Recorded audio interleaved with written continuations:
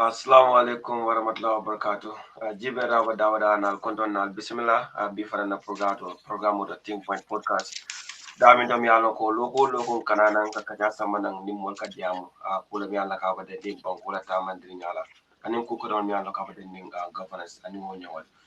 Bidon kaya di nyamen screen do bi doctor mi ala ko every weekend akatara janna ka kaja so. Ka mol sama na niga kaja wardo biye yexo dul ka bol bagal so ni wol bota dot aka fanya ko ni wol ya ware mada mada ni modul ke kana ka wara he doctor bi jere so doctor ka fanya ko ni wala ta rek Buka hanya kana.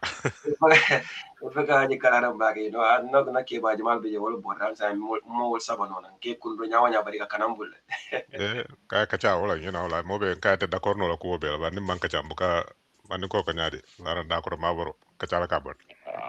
thank you so much so as the country move closer to December presidential elections we have to have a conversation as a country to see how best we will put ourselves together and make sure that we work closely to our electoral process and of course to take part in civic participation. And as a result of that, we named today's conversation as National Dialogue or National Conversation, whereby we're looking at the governance, political participation, and December poll.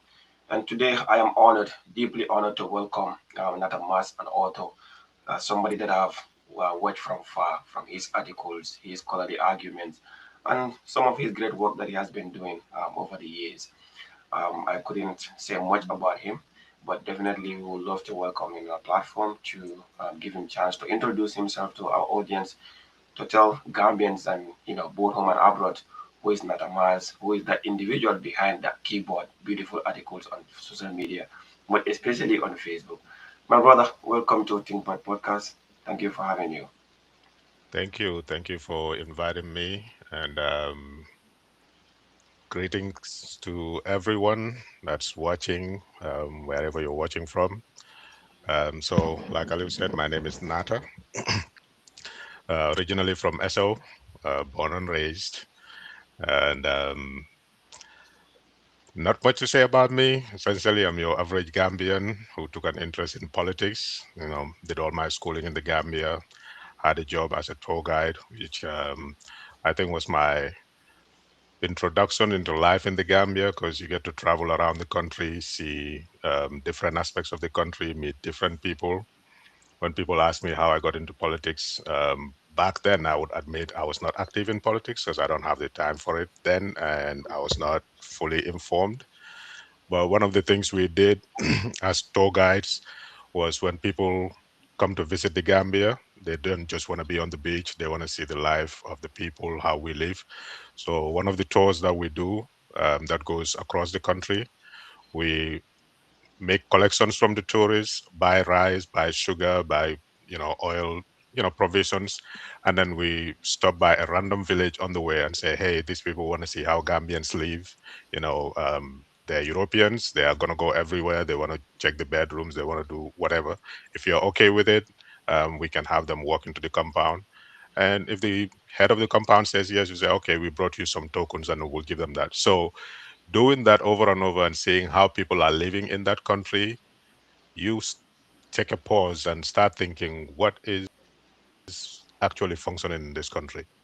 Because people are living like we used to live, I would say 1,000 years ago. People are still living like that in the Gambia. You go to certain villages, people don't even have, karasin lampo on table or candy, or they just put like a molka dudalo menke in the middle of the compound. They have that in their little hut. That's how they get light. Like people will tell you that for real. So those things kind of like became an eye opener for me. But like every Gambian, travel um, was introduced in your life at some point. I traveled to the UK before going back to the Gambia, which was around 2009 when I went back to Gambia. And then I came to the United States to go to school in 2010. So I've been here since then with my family. But I've been expanding my reading, looking at things from different perspectives and taking more interest in the Gambia situation, especially um, during the Jammeh days and what followed April 2001. That was also an eye opener. So essentially, I'm just the average Gambian with an interest in, how the country is run and how people's lives are impacted by it. Other than that, nothing substantial about me. Incredible. That's incredible. Doctor, Ibisimila, last week, Ilamuelo Masong, Jedabo Bijang, and then with Melvin, we have a very, very good conversation, but we couldn't actually hear you that day. I hope today, we're Mm. able to have you here to the end of the program. Thank you. More Baraka. I hope people are not just constantly calling my phone, not a contona, I don't think I met him ever personally. I've read a lot from him. I'm a Molaka Minyol Nimokotong. From a long time I used to just say, "Hey, who is this guy?" That's simply because, how he writes. And I think one thing sets him very, very different from a lot of people who make commentaries on public issues in the Gambia is his humility. That's one thing that caught my attention about him. And, is somebody that I've come to admire a lot, even though I've not, interacted with him before, Naman long. But, when you read what people write and you listen to them, you can tell, what kind of person they are. And I'm not surprised he's from myself. I don't know what I know me better than this. So even though Brufo does not want to hear that, but my mother's typically from Nyomi Berending. So, from Nyomi call it in a way. So I'm very, that's one part. Now, I'm now going to claim association that's family. So, Nyomi Baring killing already. So I'm very pleased with the fact that, we have you and to have this conversation with you. But to tell that I have always heard a lot of, admiration for the way you carry yourself and the way you articulate and, put yourself out there to the public. Thank you. I appreciate that. Thank you. That means a lot. And Yeah. yeah, I think one of your programs I was listening to, I heard you say something to the effect of your have connection to Berending. Yeah, that's definitely uh, connection there. So nyomin ko mut ni nyomin in fanga fenja sa dolo nyomin ko ra. In fact, my eldest brother's wife is from Berending. I had no eldest brother wife from Berending ko. So cham Wow. kunda, Yeah. cham kunda. Yeah. Namelo la elder sister got married in Cham Kunda. One Robora Sukuta Kundale. That's like, Okay, literally Alkal Kunda and Jai Kunda. So, there you go. right. Good, good. But they be the alcalde and you the boy, doctor. And what a beautiful way. Jomin Kolia cut a bag in the other Gambia ancient time, ye bang, I mean, Tiwagola Maradola back, Kilo, back, Purkajako. I think there's a lot of history in Yomido, even in Jufre and Mm. here and there. People don't know about Gambia, but when you mention Kunta Kinde in America here, everybody knows about him, because of the rule he got here. So, I know Nyomin Kolga Jambaro lad, So, I mean, Nata, we will just get into conversation now. Your public commentary and your writings, Mhm. attract a lot of reactions from scholars and then even these social media influencers. A lot of people do like about what you do. I just want you to walk us through about what really inspired you to become a writer and, of course, most importantly, a political commentator. Yeah, so essentially, every one of us, we are witnesses to history. At some point in the future, people are going to look back on this time and try to figure out what was our mindset, what was going on. That's why I get picky with what I respond to. Usually, like when people try to put out a news article, I'll go and comment there. So somebody doing research in the future, if they come across that, they'll look in the comment section and realize, okay, somebody countered this with this other argument. Kind of like reading a book and then going into the index, seeing where they, what they reference or who they reference, and then making follow up on that. So essentially, we being witnesses to history, we need to do our part, which is one reason why I say thank you guys for doing this podcast and being active on social media. It might look trivial to people, but it is not.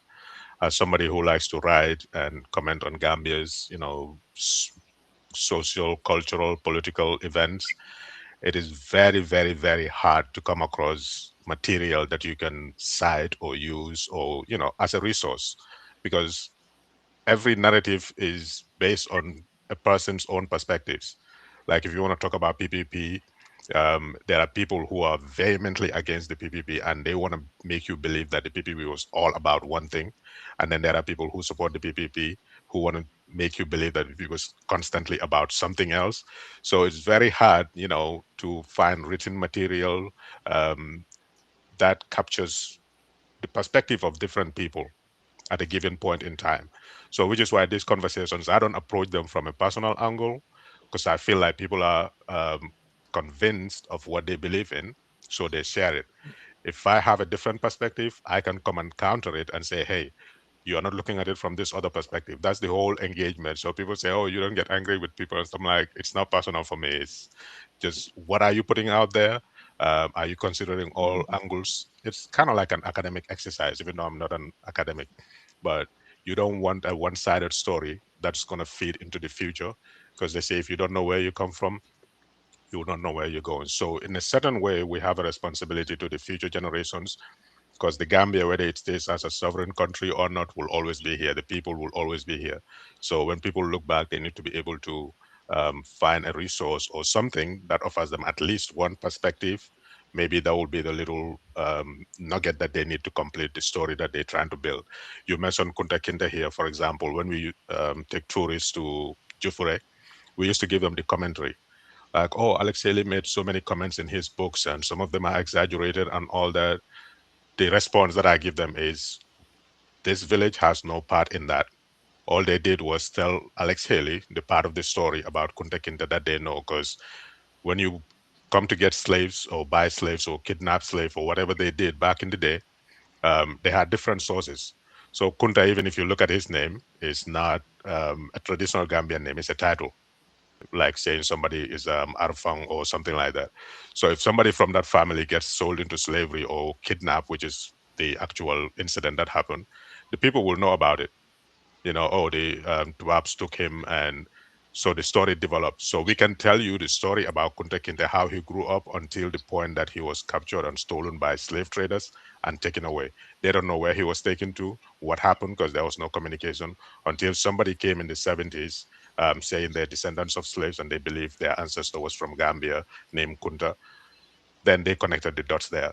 So just that one little nugget is what he was able to rely on to complete the story that he wanted to paint. So I tend to do the same as well. Try to figure out, hey, we're witnesses to history. This person is making this commentary, so I look at it from their perspective. Like if you read my book, I try to take it from all different angles. What are people complaining about this particular politician or this particular political party? What was APRC saying about the coalition? And then put it all together. So hopefully somebody can look at that in the future and say, okay, this is how things were going. But yeah, essentially it's just being witnesses to history and trying to do our part, kind of preserving some of it as best as we can. Well, that's incredible. I mean, like Manmo said, most of us are very fascinated with what you do on social media, by making sure that you are balanced as much as you are a bit affiliated with a political party. But a lot of politicians do respect you about your views and and how you carry yourself on social media. But that's where we're gonna actually start the conversation now. It is good that we set that perimeter. And then now I want us to talk about the issue of the recent reports indicate the incident in Fonyi Block, whereby the actions of the Senegalese authorities or forces around Block's area has sparked public commentary or public debate, and fear as well within the community of Fonyi, which they have been claiming that the Gambia government stationed the Senegalese military in their territory, even though they are not happy with that. But these things persisted, and then those people are still crying. What we have seen recently, it's about invasion. I would put it that way, though, by obstructing or demolishing the military, not even a certain part of the community, but the military camp. They attacked the military camp. I would say it that way. What was your assessment? What was your reactions on that development when you see that?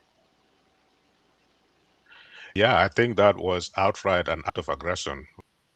Like, it's simply put it, it's completely an act of aggression. Any country you do that, maybe it will calm down hours with armed guards, and it doesn't matter what the justification is. That was an act of aggression, and it's as plain as day. It's unfortunate that we have a leadership that tries to, I don't even know how to describe it, what they're doing. I think Senegal reacted when they saw the commentary coming from the Gambia and the reaction from the Gambian public. They sent out a communique, which I would say is better phrased than our own, who were trying to, basically, they completely capitulated to Senegal. That's what it is. We share the border, like going back to the same issue of not having um, enough resources to rely on if we're going back in the past. It's the same thing. If Senegal thinks this thing was in their territory, why was there no clear demarcation of the borders? I think I saw Halifa Saleh saying something along those lines, that the borders were not clearly demarcated. So um, these encroachments will happen here and there. But all in all, it is an act of aggression. There are several mechanisms that could have been used. According to Senegal, they've been talking about this issue for a long time, and then there was no action taken on the part of the Gambia. That's when they decided to do this. But there's a secretariat between the Gambia and Senegal. They could have addressed this through that. I don't know if they did or not, because our government, for some reason, it's unfortunate. I believe the government of Senegal's communication more than I believe ours, because it's all politically motivated.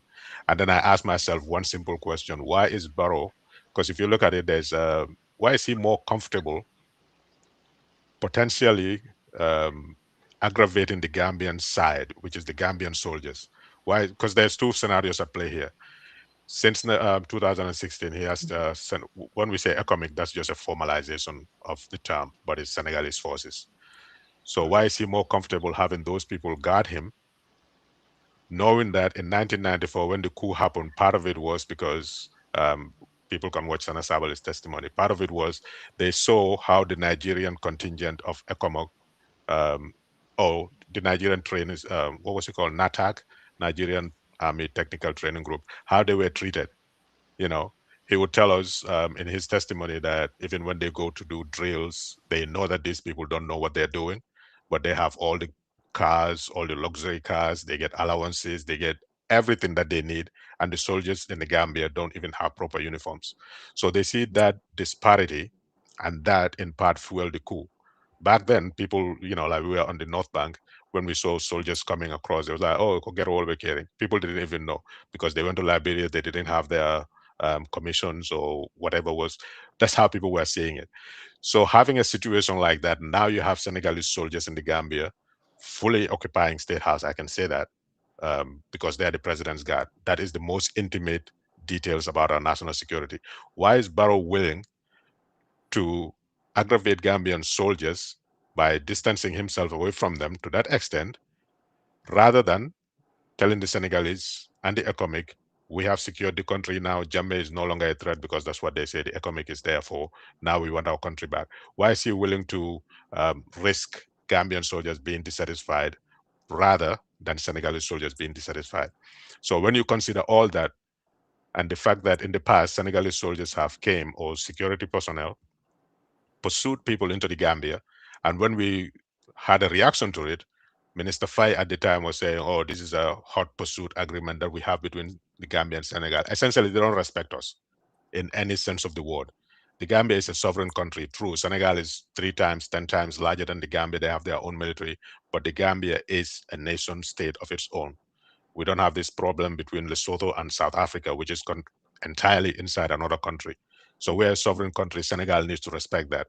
But it takes a government that understands that, has the backbone to tell them, look, we culturally are the same people. But because of the accident of history, we live in different political entities, and that needs to be recognized and respected, especially in the Fonyi region. They have had this rebellion there, or insurgency, since in the 1980s. They were not able to effectively contain it. So they now saw this as an opportunity to be able to contain that 100%. No problem. Gambia also wants that area to be secure, because families live across from that border. Instability anywhere in that region is for all of us to suffer. So we can cooperate on that, we can work with that, but they have to respect our sovereignty. And this was completely an act of aggression, and the Gambia government is trying to minimize it, um, maybe because they're afraid of, antagonizing the Senegalese, who can take away their soldiers back home for whatever reason. That's my takeaway from it. But there's no doubt about it. It's an act of aggression. They don't need bulldozers and armed, escorts to come and demolish a fence. They say it's like 200 meters. That's a lot of money, you know. So yeah, it's unfortunate. Yeah, certainly. Doc, what's your reaction on that? I've seen some of your writing and your videos, circulating, like what some Gambia said. They cut your videos and share it. And then we saw you're not happy with it at all. What was the assessment? Moro, Banco den candidate kontan la wala. Menkerana Banco can only exposes government incompetence. They are incapable. They are dishonest. The only thing the government of Adam Barrow deserves is a vote of no confidence. Yep. Because isa ko be fon tolla banko ma. Para ko banko kota e wuli nang yenan tolla banko ataka to nyum keta walat. Now, you can compromise everything with all their politics and whatever thing they keep doing and all of that. But when it comes to territorial integrity and, of course, the sovereignty of our nation, under no circumstances should we compromise that for anybody. Well, Andaka for Moleko, the strength of the new Gambia at the time lies on its vagueness. Vagueness in the sense that, we were so much concentrated on Jamme, forgetting that more on in Senegal, these are countries with a lot of vested interest on each other. Now, nimbe na bantala sojaro le sambala na Gambia because malanung, ni sojaro kundala, and the way they were doing whatever in our view. The most important thing to look at was to look at the long-term security issues of the Gambia when it comes to dealing with Senegal. Now, we know we have those border issues from a long time. Omanke Bikuti. We also know that there existed some confederations before, there existed some partnership with Senegal. Wolube Burukatanyadile, and then what were the consequences that the Gambia had faced among all of those. So then and there we should have understood that it was not wise to have Senegalese forces as peacekeeping forces in the Gambia. I would have rather gone with, Ghana, Nigeria, the English speaking part, because Walnin Tolman border soro and they have no vested interest in our country. But Senegal, from the beginning, I first wrote something and said a mission under a mission. Senegal had a mission under a mission because Senegal kumpole bentol ni team. Wala atina utu monika moino jameka for wada ko mbe team ne kunte moto Senegal kubuka bondije. They keep doubting, what does this man have? That he have this audacity and guts until we are almost 10 times bigger than this country. We think we are mighty, but minka aka kumol min fontolma abajikiri monala. So kumpole bentol ni Senegal tema. Security wise, Senegal did not know the security details of the Gambia, and they were always curious to know what exists in this country. So they capitalized on the change of government to actually convince our government that, of course, Jammeh was dealing with the rebels. Nalaman tolani mokotong sambananjang maybe wallebe wulla nana la soja rolietela man sakunda boendi. Now, on hindsight, our people should have technical expertise within the security industry to tell them, no, this is not advisable. Short term, you might actually get your goal. But these people have a mission under a mission. And the mission first is they have a problem at the Fonyi region in terms of the rebellion, and they wanted to tackle that. Well, at in the cabinet Senegal, they took two strategic positions, a Fonyi letter and in the state house. Moro, the close proximity when it comes to, in Barola close protection, forces, that tells you one thing. Information about our country, when it gets to the number one person in our country, the number two, number three persons are Senegalese. So our intelligence is in their hands because they are the ones surrounding our president. A foreign country that is your next door neighbor, what is, security wise, that doesn't make any sense. Second, Kabiri Tate Londi Fonyi. I actually refer to it as the militarization of Fonyi. In a sense, there were two things also to actually tackle in there. They wanted to, cripple the rebellion because the lifeblood of the rebellion was basically the timber trade that was happening within. And that is not a trade, it was like a timber smuggling into the Gambia. But that was aided and abetted by our government. Now, the Gambia government under Jammeh actually put up whatever they refer to as a timber re-export trade, but no country exports timber to the Gambia. It was fraudulent. Tilimbalia and Intapaliara Bakwokon. Now, Senegal does not export timber to the Gambia. Guinea-Bissau does not export timber to the Gambia. The Gambian ecosystem cannot support a timber trade that would actually, profile Gambia as one of the biggest exporters of timber in the sub-region. So I beg a smuggle nane. So niajibe the rebellion in Casamas back then ikaminga ikamotole attack. Ikamola domoro fengole table, ikela kodol table, ikela dumfengole feng busila. And go back into the forest. That's how they began. But later on, that shifted. Now they were not attacking people in the streets, Kamotol, Commandia and all of that. They were depending on the forest. And the forest ecosystem and that business was actually run through the Gambia. And all Jammeh was actually supporting the rebellion in a way because in one way or another, Gambia was complicit in that because we were aiding and abetting through that timber trade, which is illegal, but we legalized it by naming it or rebranding it as a timber re-export trade, when in reality Senegal has banned timber logging, but then timber from Senegal was being smuggled in the Gambia. So Senegalese forces could not stop it during their mess regime. But the change of government gave them that enabling environment to actually convince the Gambia government put it all in aduna wale ati ne tara fonye be munala wala ne kana mul hot pursuit na kamotolo bung. We saw them, in kanying throw, timber throw ko fa dol feke jane mulunke. So they wanted to stop that. That is not to actually protect Gambian territory. That was to stop smuggling in from their country, and also to try to end a rebellion that they do not want to have direct confrontation with. But it will lafta jelo kuntula nengo kuntu drong, we will actually succeed in one way or another, and that's exactly what they did. Now Gambia fanambao kumpola bembuli la kuoto, we want to know everything they have militarily. Therefore, if we are in their state house, we are in charge of everything in terms of their security and everything. So what will be Senegal lebulu? Your next door neighbor who has a vested interest in your country. It is security from a bed wala. Ela president from whatever marari wala. Ya long afola man dia drong. Ning Gambia soja ro ko be kala no Senegal en min state house ben president nyon colonel na ita Senegal. Jumala be kuno la je. Ta kuno la je. So even whereas what happened basically threatens our national sovereignty, and then what people sometimes go, no, no, no, ala le jusuma bonje, no, no, no, mimu kuwa wala nyindo ko na mole takelo ke no, because yeah, long there is one thing people need to understand in military operations. There is a lot of planning put into it.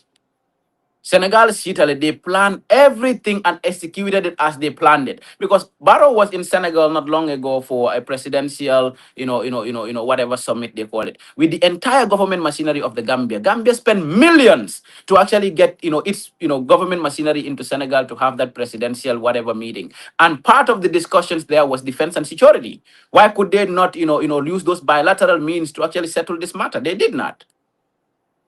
So in short, ni Senegal nata, you attack Sifa can tell the national sovereignty. What is the responsibility of our army?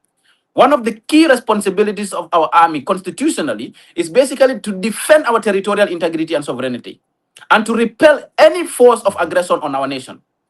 Now, there was a force of aggression on our nation. I'll be lowering, I'll be ayalbulo la nyoka, mol not in offense of bebo, ka diate enyami, it will take tate la hajo and kuala le jusuma bonje. What after mina, will you okale for parate tate la hajo and dola mole manakaje?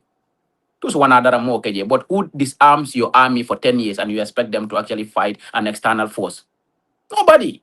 So the only thing or to conclude on is simply, I think this government deserves a vote of no confidence. Because when you can no longer protect the territorial integrity and sovereignty of your nation, you deserve no day in government. So that's my addition to it, in it altogether.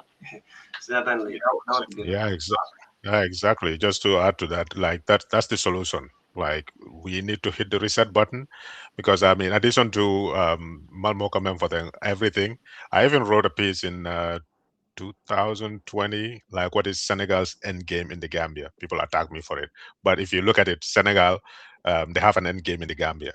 Essentially, Gambia no lemela strategic importance Senegal alone.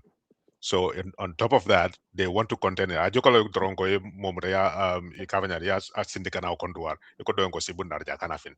That's exactly what Senegal is doing in the Gambia. Yet Ajeloko, if there's, for example, MFDC started in 1982.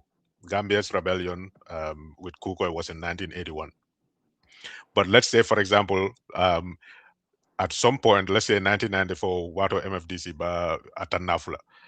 If the Gambian situation, which was the coup that ousted Jawara, ended up being a bloody coup, that will easily spill it over into the Casamas region. Guinea-Bissau is usually never stable to a certain extent.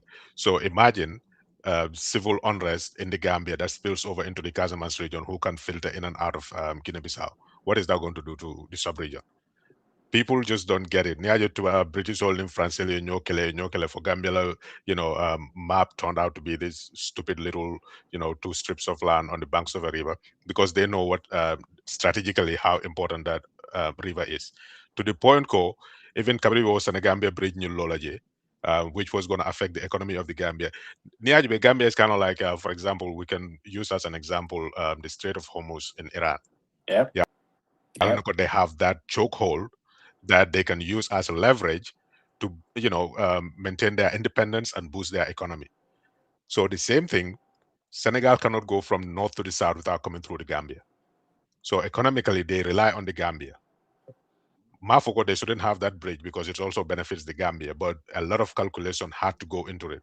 So imagine they take that away. Now they don't have to rely on the Gambia, to go into the Casamance region, or to connect the two sides of Senegal. They have to take the long route. Economically, that's not advantageous to them.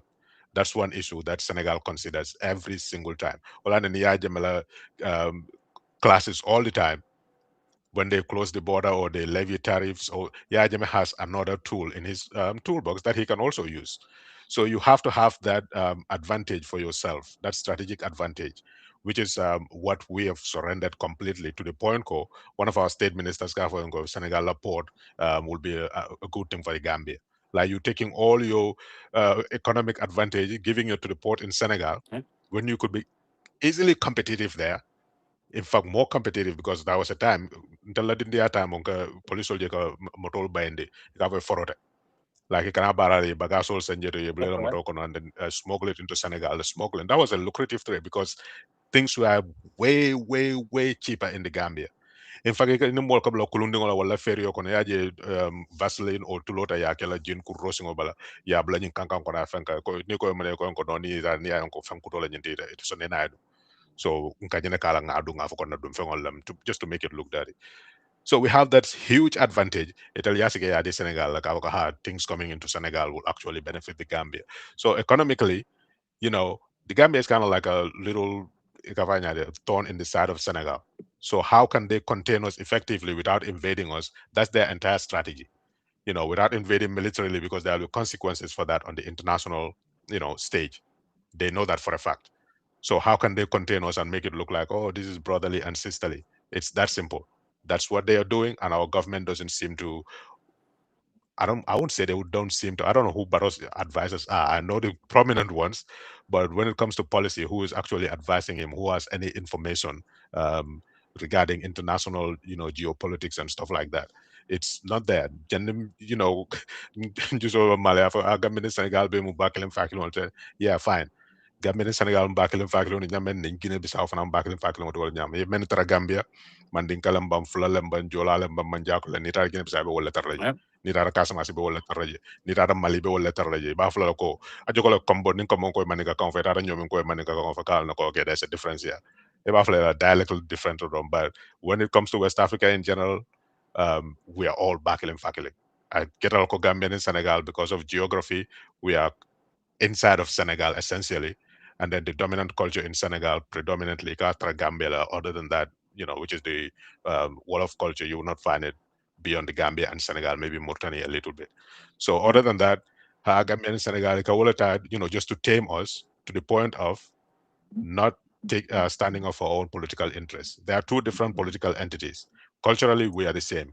You know, we should ease up our trade. We should do everything we can where they benefit and we benefit. That's fine. But when it comes to our political sovereignty, I don't know who is advising Barrow, but I think he's scared of upsetting the Senegalese for whatever reason. He knows Kaya Mol Malam, but I think that's the bottom line. Well, I'm at the beginning. Why is he willing to risk Gambian soldiers' displeasure to the point of rising up against him? Why is he willing to risk that rather than telling Senegalese, know your place? Yeah, yeah.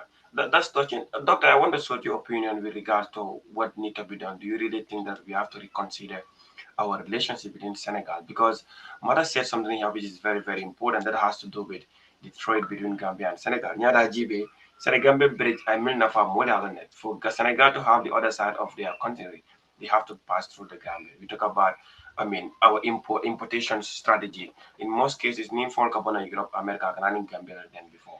But now in Kajalo Kakara, Senegal, then before for the Gambia, and so many other things. And he put on a lens which is very, very easy. How can we get Gambia without invading them militarily? And they were able to succeed in that. But that's basically Mbemim Fokang. So the Senegal mission or sort of Gambia, mean time which is different from Tolanga Miracle. Yene Benala la Cantolo Bondia, Bulamanga another Bondia, Tolanga found Bondia, but even though Akata Bulelaje, we needed to know what strategy. Along when you are coming into there was no proper planning because that is why Nimang, effective change of power sort of Dobije. It could have a long standing impact on the country At that time, more baby just saying, but there should have been cool heads who would have said, sat down and look at it, security wise, in Tolla Munafamba Muntolaja. Now, Nina Rajibe Julia and Safarola Carola, like every country has, come so Kontolbe Dwyer in Yaming, should have a point of bargain. Jammeh was able to contain Senegal the whole time because he always have something to bargain with. To brag with you. Ni left the phone fenken lava I left the border sorry fanam benda sorry na ngaji bende because in tolnga alon ko our life are so much interconnected and interdependent. Therefore, we cannot work in isolation to each other. So fonga those strategic partnerships nyolo soto. But in that regard, this government has put in a lot of efforts in that aspect. Because what just about a month ago, there was this presidential council meeting in Dakar. Bayalan tolla molo fanjudu ne ndo bi jenda ngamana fanan kodi buaya la kambula wala manke kom fanjudu ne anud. Not long ago we saw there was this border issue and the Senegali minister killing kina jen tolla minister wara wala be tara lo. Mhm. Ke fan judu ndi wandi banko nyala ko iri kamere manke hana mo fangot. Now Senegal can send one expert, Gambia will send 10 people mini along ko ila contribution do bi jebu ka along fan wala kamana fan banke woto.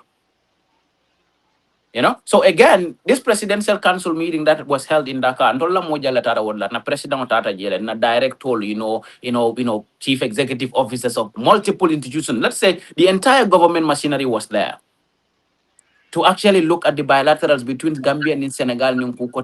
Now, the Senegalese government machinery will not all rise up and come to Gambia. Look at it. Will you think in your wildest dream that a Gambian military will sit and plan an attack on Senegal in Senegalese territory? Yeta yele military installation olo boy hani power hani nga hani kartuso imamo ya fighter. Wokola ndola president man na fem for the foka post ke ka fonyo ko makisala la kanaja wale ata kontan. That tells you that hani adama fang man tol horoma mambunya juruta Gambia no la karun tolle juruta na sim fang la karun tolle karte fay nyuma sakunda sifai. So sometimes people don't understand when you speak, they think, oh, put partisanship aside and look at it in terms of patriotism and nationalism, what happened within these days. To even see a Gambia government institution to actually post the rebuttals of their press, release by the Senegalese government, that tells to how dumb people can be. Senegalia means safe to rebut Ndola Mansakunda institutional post face. What are they posting it for? Yeah. To tell us that of course Senegalese soko it only a minke wala diate and you told tamu jet and we made a fola nyale manson ka kuke so now no matter what, no matter the circumstances. Ana atarantanite, we claim to own one land and our fence. Lual ni Saratol ni Silul Lebet, Sotarim Bankolakang. Gambia is an independent sovereign nation, just like Senegal. There are existing laws both at international level or anywhere. International arbitration ninku kotongol bebe kerin. If we have all those presidential accords between these two countries, it just takes a simple phone call. Moro, paro barato la janten. This is something that's so easy that the Gambia and Senegal could have trust out. But to the point that Senegal ma wofonga jafoi to look ngata Gambia attack, let's run an assault on this nation. That speaks to how Senegalian tolmuta nyaming. That speaks to how these Yep. people view us. That speaks to the And they're level of sending a message. respectability they actually accord us. And they're sending a message too, like we can do whatever we want. Exactly. What are you And gonna do that about it? kunology. Now Exactly. that even tells you Adam be muna knowledge, Adam be chapu rinjuman level. Gambia mo chapu CCL to Senegal bulu sa intending. Wala mo to nyati. Ninga fong wala mo to Yeah. nyati. Nim mo for one ten to. The whole point is that sa intending nin dola mo lo ko be kelo lo wala. Be jumala follow mo tala. Who is the most vulnerable person to Senegal as we speak? Exactly. What I'm going go accelerate Senegal Dina risking Gambian sojarol. More of like sojarol fangara You when know? they're unhappy, they might mess up and stuff like that. Baro doesn't care about that. He's more worried about the Right. Senegalese because whatever it is, it'll never fly to look on like Nia Jembenyinka Sabu. So we need this from you. Like And it looks to me like it's blackmailing. exactly. Now, when it comes to look at it in terms of military hierarchy, he is the commander in chief of the Gambia Armed and Security Forces. He has the right and the mandate to declare war against any nation that comes to actually attack our sovereignty. But he himself, abachapurin. What declaration can you make when you are either bachapuri one or either banko minati la mula attack either bachapuri one level? It's as if now you are surrounded already. Come yeta mutala already. Ita surrounded one level. Iko ela mula haina njane ba mana fole. Abu kolo ko kom ni kidnapper le mo muna dro ko kombe ramso mo le nyinga ka ika ko hanal na mulal na nal ni nakel. That is why Gambia's sovereignty and, of course, our independence and territorial integrity at this stage has long been compromised. It will take us a long time to rebuild on it. What are some of the things that we actually miscalculate and do will have lasting impacts on, not just the socio-economic, but of course the geopolitics of our nation, the defense and security of our country, because Senegal has actually got enough, intelligence information about the Gambia in terms of our security details and everything in our country. And what a falling Nola in the next 10 years, it will take us long to rebuild and reposition ourselves in a way that we can be very strategic in terms of partnership with Senegal. Otherwise, Abakela Loko, it's not going to be any symbiotic relationship. It's going to be more on bimbe mentili nela mbola tili nela no ita kuno la je. National. It's go- When it That's comes to just it. National Assembly, what do you really think National Assembly of the Gambia should do? Don't you think they should call the Minister of Interior with regards to this matter, because this is a threat to our national security at some degree? All man fi about it. Yeah, those people like the well, I'm not confident, like those people. It's just kind of like an entity that sits there. Danko Dronko, Ibija. Going back to what Omar was saying, is exactly the same. We were so focused on the immediacy of what we were facing at the time. Mang Somanyasi, you know and another, like, just to switch it up a bit to the political side, and more bit debate about coalition of coalition, or like the tactical alliance la fa fenkata go in the whole entire coalition memorandum. Show me one paragraph, one sentence, then go, this is how we're going to contest the National Assembly elections. Everybody in the Gambia knows go immediately after the presidential election there's a National Assembly Yeah. election. So I'll tell you, are so focused on removing Jammeh, which is good. Like, that's the strategy, because the Gambia is going through. They made a case for that, why Jammeh needs to go. Fine. What comes after Jammeh goes? You're just so focused on, oh, let's get him out of State House and then we'll figure that out. That figuring out is what we are in today. Like, from 2016, I mean, up to now, we're still in that let's figure it out stage. So we don't make long-term plans. We focus so much on the immediate aftermath, even with this borrowed thing, like this whole coalition talk, coalition this, coalition that. Yes, just to remove Barrow. But then what comes after that? Because as soon as he goes, this next person gets entirely exactly the same powers that Barrow had. That is why Barrow was so bold. Like, some moment member say at all bentable bragging about economic financial. you know. So they come with the same thing. Long-term planning till it seems like we're gonna do that. It's just the immediate now, right now, what is going on. Well, I know there's so much flip-flopping. Ning Ismail Kuna Bavloga Baro is clueless, Bianata Nabe Kumadova. The same thing. Namobe government, I'm going to support this government no matter what they do. And then when the next person comes, or the next government on Mukanyina, we keep holding grudges against each other. Oh, Fokunito Manyifonunja. So now, because I want to nyawal you, I will also support this thing, even though I know it's wrong, because I'm going after you.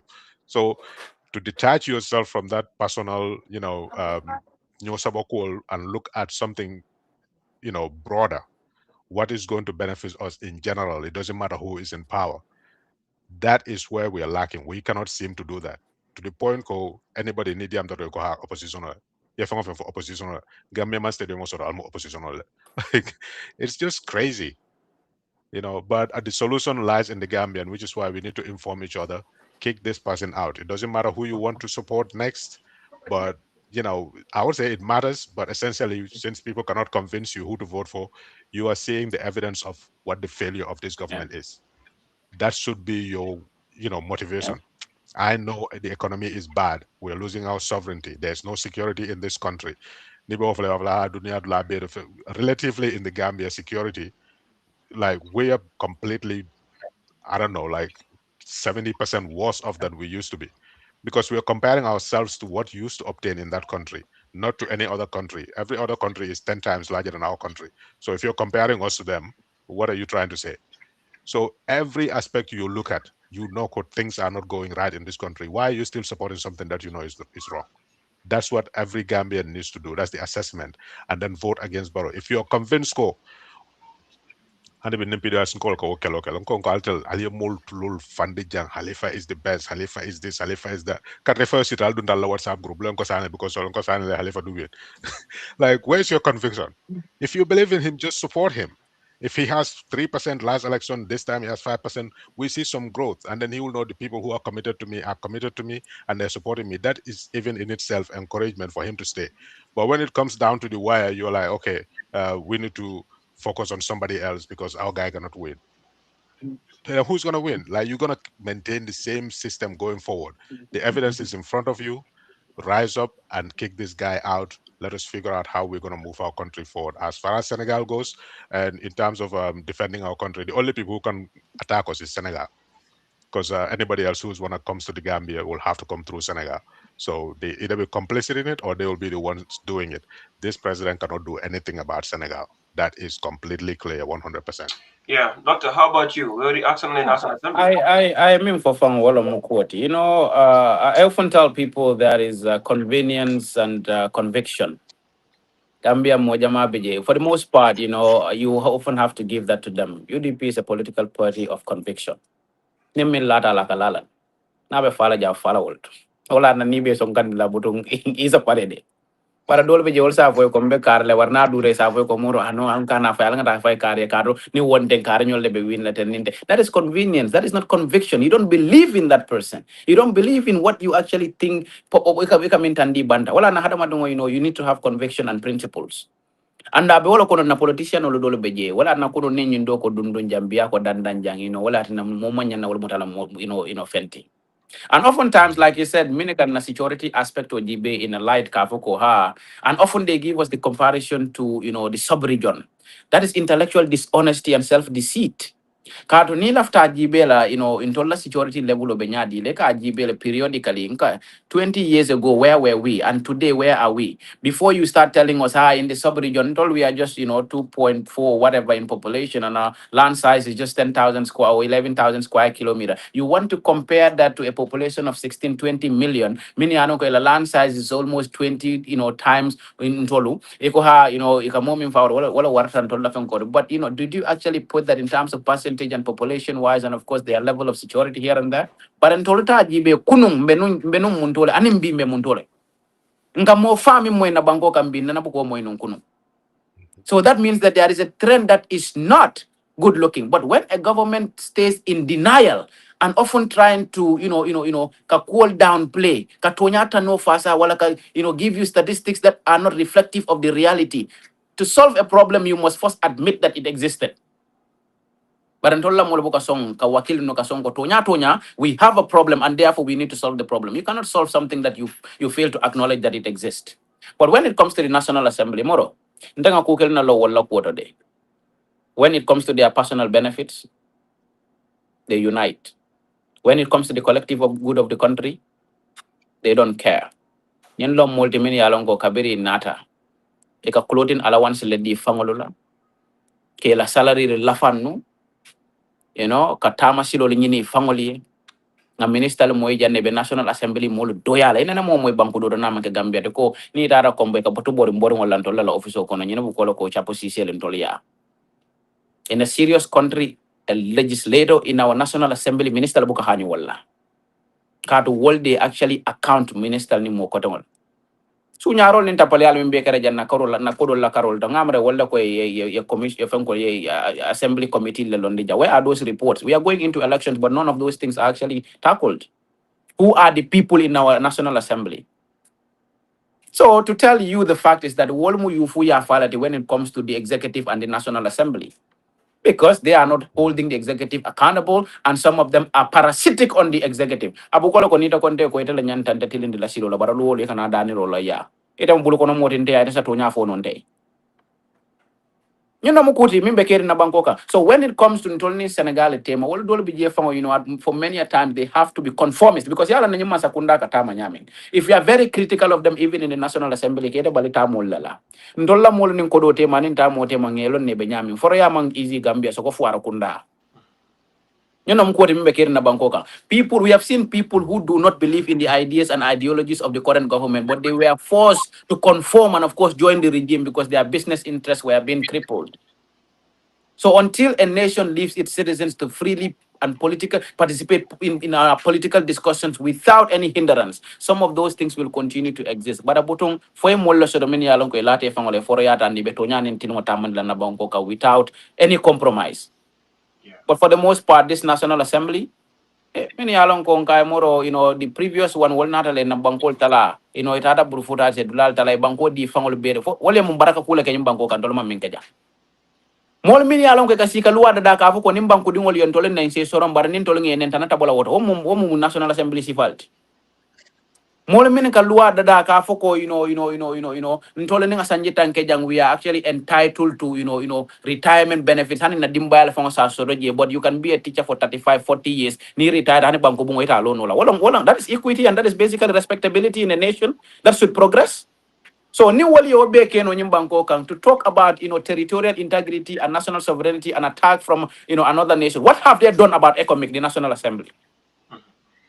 What strategy was put in place to transition into Ntola military to take over our national sovereignty and territorial protection? For the last 10 years, nothing, absolutely nothing. Inana ka moela nyene ka diamu kula min bedendi Ntola defense and security in the National Assembly and the transition talking about economic muntumale bebola jandi, economic phase outing process. Inane ume muntola. Where is the strategy when it comes to economic nyanta phase out la Gambia nyami? Inane was strategic document yet. What is the assembly doing? These are toothless bulldogs. Many along they are only there for their individual interest and not for the collective good of the country. Well, I think in 2017, ne yuri pin ko lokko yak master wolto. So kon na burfoti ko nyendo ki halbo mo la patito na dia tal kana mo batandi. I was like nimbe mol sambal assembly. Let's pick the best from our communities. Kavo karle batata party. At the end of the day, is not even going to help the party because those are the kind of people that can easily be manipulated. Wurdan tol dol kan kuma sipal be fam, but the same people dol kan min wuru no min la wala sa wonda baroya, and some of them kan okay bara fay kum fan dal ngoy man ka kum fan ya, that is just common sense. Momi ya lon ko fa And hamuta alata fan wala balon na la ko nte boda dami go be for ya la fan kan bar momi ya lon ko moro hani $5 so nga ko le bolita ko ha barata meta wuro la nga samba nyindula. The National Assembly is not a compensatory zone. Hani saya wala be kere ndanga molla jamin yalon kala yalon kila yalon kunu wala mo taxi drive wala ben dola National Assembly man tara mo doya kam, but what can they offer to the assembly? Momi yalon ko angale kan ite buka fono luwa ka safeni angale kan wala buka fono iba safeno la nyadi. So there is gross incompetence in terms of personnel in our National Assembly. We cannot take yeah, incompetent people on the basis of political compensation and expect them to deliver.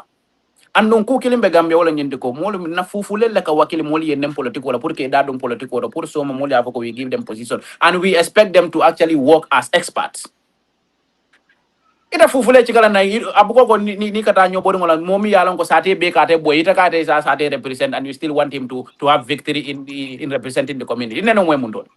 Mbiro sate ka minki no nyobodi ngola minka sate be boy wala ka sate represent. Bar sate be ke ku minka monene no mwe la ka sate represent. Kabo the National Assembly to the level of president. Wala bentola banko kan niya fo isavo ko ka dun kasidala bar wala mto nyati.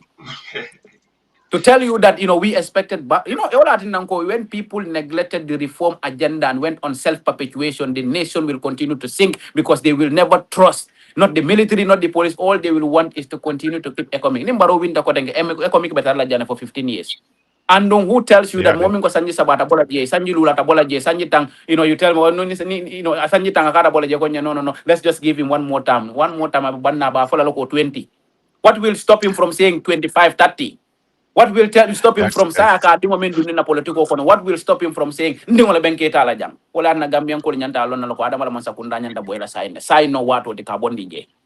exactly. That's the argument I have with people. Going back to that point with the National Assembly, was it Plato who said it? One of the penalties for refusing to participate in politics is that you end up being ruled by your inferiors. That's Exactly. exactly what we are facing in the Gambia. Like, Right? you know, you see people like Biram Sonyol, many Alanka, they're taking money from people. I think the National Assembly member you're talking about was Baba Galle in 2017. We had that debate inside UDP, like, why would you put this guy forward?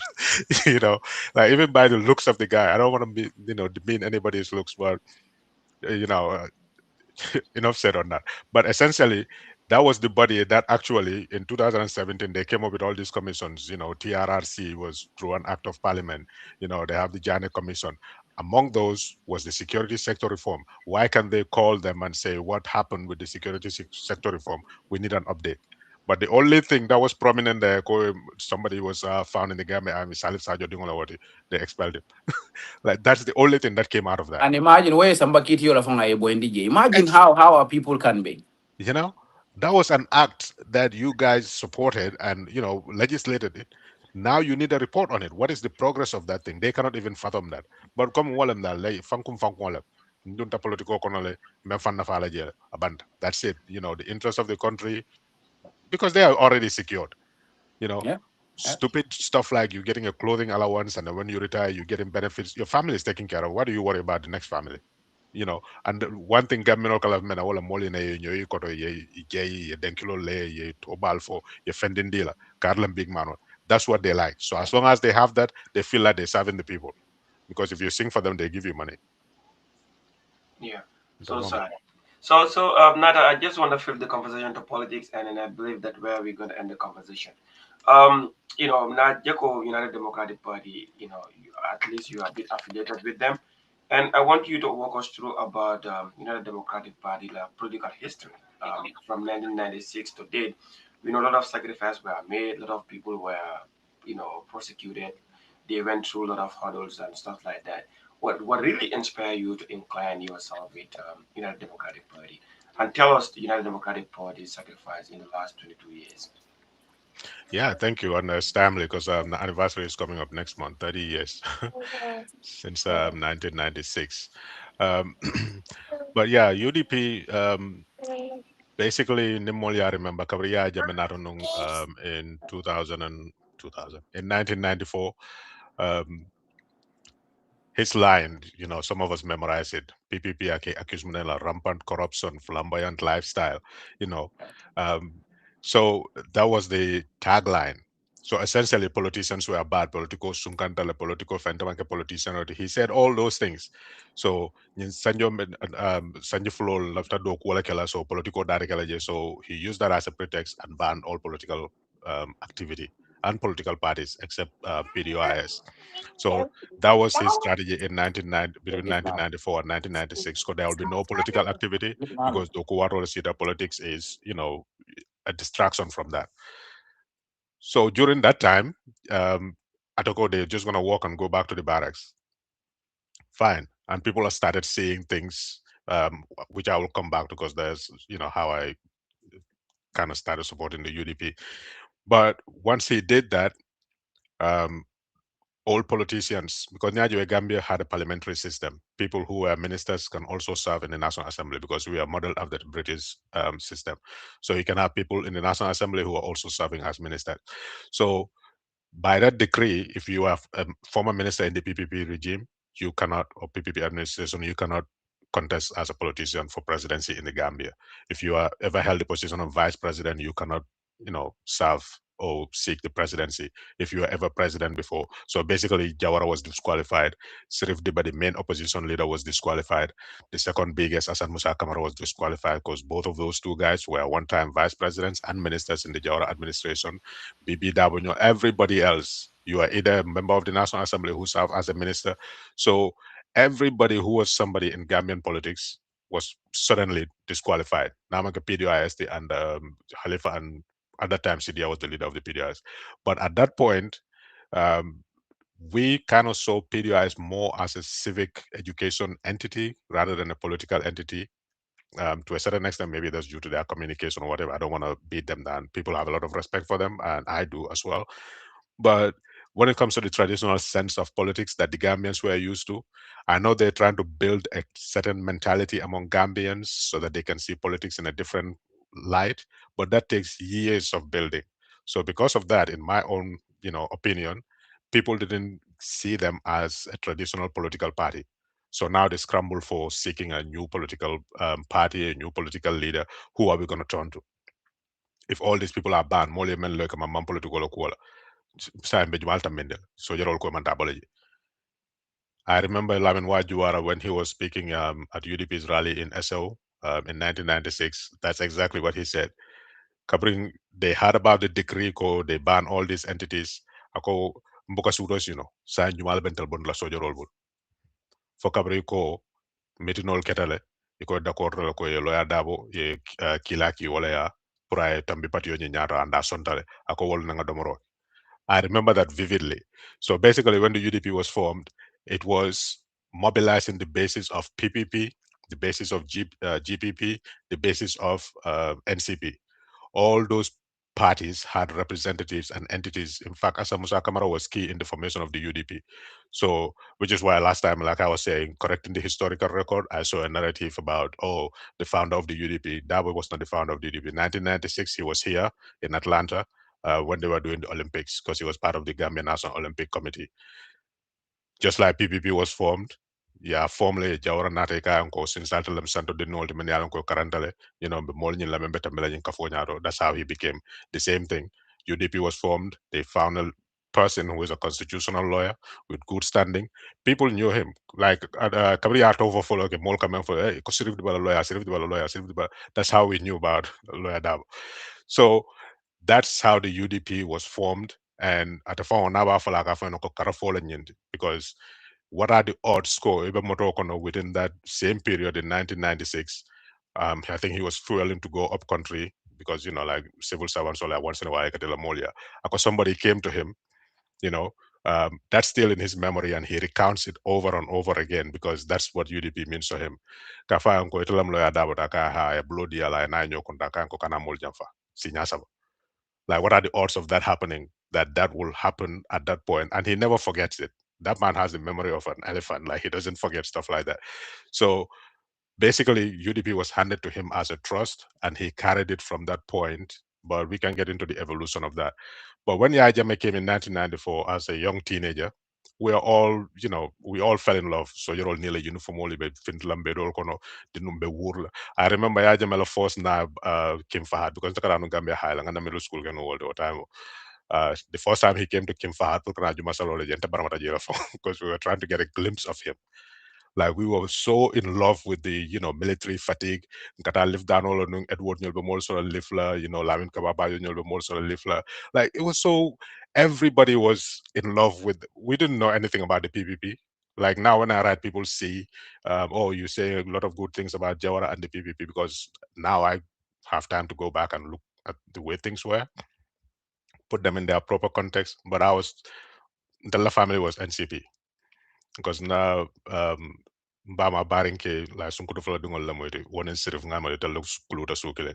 So the only time Telkajan Las work on all and Sirif Bitatola, Bakros, Sirifka, Gia Bojan Kundala, so na uncle he comes. So we were kind of like an NCP family, but my dad was never political because the last work on near Mol Kumandiji, Jawara's brothers compound is right next the near Mokman in Taliabe Dankula. So we were not showing any political activity because related to Sirif Diba, NCP. If you saw your political, colors and stuff, here is Jawara's family next door. So until that, like, Ala Kurano Karanga, Altas Boyomota, he doesn't go to political rallies. Nobody flies a political flag. Nobody is allowed to go to political rallies just to maintain that good neighborliness. But until we were NCP. So when you're Jamaican, we're all shouting and jumping like, yeah, Jawara government is no more, blah, blah. As kids, naive, you don't know anything about any stuff. So we all fell in love with the soldiers, running after them. And to top it off, Lamin Kababajo's younger brother was going to Gambia around that time. I think his name was Eddie. And everybody was like, whoa. So you kind of feel like there was some kind of relationship there. And then one of my batch mates, his brother was a batch mate with Sana Sabali, Magadu, Radio Seed. I think they were, the same intake with Sana Sabali and stuff like that. So he was telling us about that. So you feel like you are in love with the soldiers. So we all supported them. We're all in for the transition and everything. But while that was going on, because kids, Nico Seajama Betamika, we all run to the street. The elders were talking to us. What I'm besteri about because I had to leave SO to go to middle school. Ninke wa dobe suwa ko alto kami kalmalo. Just like APRC after 2016, they were so excited and so hopeful that Jame was going to return. Jame was going to return. That guy was also the same. Jawara Binale, especially because he was giving interviews on BBC talking about the Gambian situation. But all in all, wala kat la falante yang kalter ka menkal malon so jar man sakunda bukal bang fitno la ka bulu so jar man sakunda nyo fala ka sia so jar man sakunda nyi atel ka men celebrate al malo atel man tra falot. And we felt like okay, maybe he's jealous because Jawara supported them and stuff like that. But Liberia was going on at the time, Sierra Leone was going on at the time. So aga foko nyin kan nyin kusifa le wulu atel ka so jar man sakunda men no nyin ko 2 years ni fen ka de bitam morlo bara ko ka takela so jar man sakunda ole bankota ol buka say ko tek no nyinga yata be jalo sunne jawre ko have jawra binate ninte. So the things he was saying gradually started making sense. After November 11 happened, people died, even though it was between the soldiers. Ngamen fale wala binakana fara fenya attack nyol happen ta karon attack nyol happen akwa nyin kolbe kurkur la tan fale amoy banko kelo be banko la bel So those things, like, they started creating fear in your mind, like Sojar Masakundade. So you started taking notice and observing things like, okay, this is happening. And then when the soldiers decided Yajama was going to resign from the army and then contest elections, Mafali Nyinabeka. So you started thinking, okay, maybe they were not telling the truth though. So you step back and start observing things the way they were going. So until with these NCP kids, because they ban everybody, we thought, oh, there's an opportunity for Sirif to come, and then Sirif was actually banned. So Alaloya is there, so that's NCP essentially. We're going to support that. So that's how we started supporting the UDP, not really looking into any issues. And then when UDP was defeated in 1996, so kind of like, went on with life, not considering much. And then 2000 student incident happened. That was after the first election, before the second one. So then all these things started flooding back. What that old man was telling me, like Sojan Masakunda Kanyana Wula, Kanyana Wulu. So you started re-evaluating, and then you're growing in that environment. Like, okay, maybe I need to make a decision. Like, where is this going? Where is it heading to? Sierra Leone is fresh in our mind, Liberia is fresh in our mind, and they tell you all these scary stories of what these rebels were doing and stuff. So that's when you started a little bit grounding, following the political stories, listening to the news and reading, because by that time independent newspaper and all those were there, and their takes were actually serious. So that was our enlightening period, sort of. They evaluate things, they assess them. You read pieces from Data Hyder, Good Morning, Mr. President. So eventually you started having that grounding, like, okay, um, maybe this government is not the best, because they were saying they were going to go to the barracks. Now you know Jamfa, and here we are. All these things are happening. At that time, Yajima was not so extreme. After 2001, I think that was when things started, you know, going wayward for him. But essentially, that was my initiation into the UDP. Kind of listen to their messages whenever they cross over to do their political campaign. SO was their first stop. I was always there.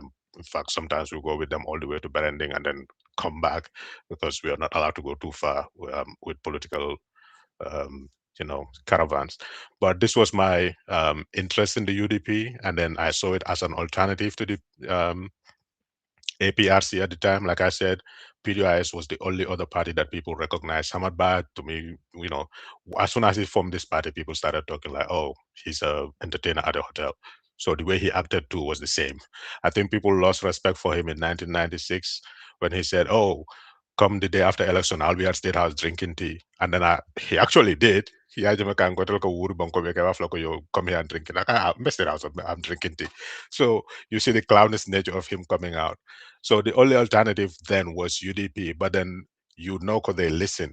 When you have ideas and opinions, and you float them through people that will listen to you, that can get it to where it needs to go, you understand, okay, these are people who are willing to listen, willing to change their trajectory. And then you get into talking about their manifestos, their policies, and their programs, and you see it's an alternative.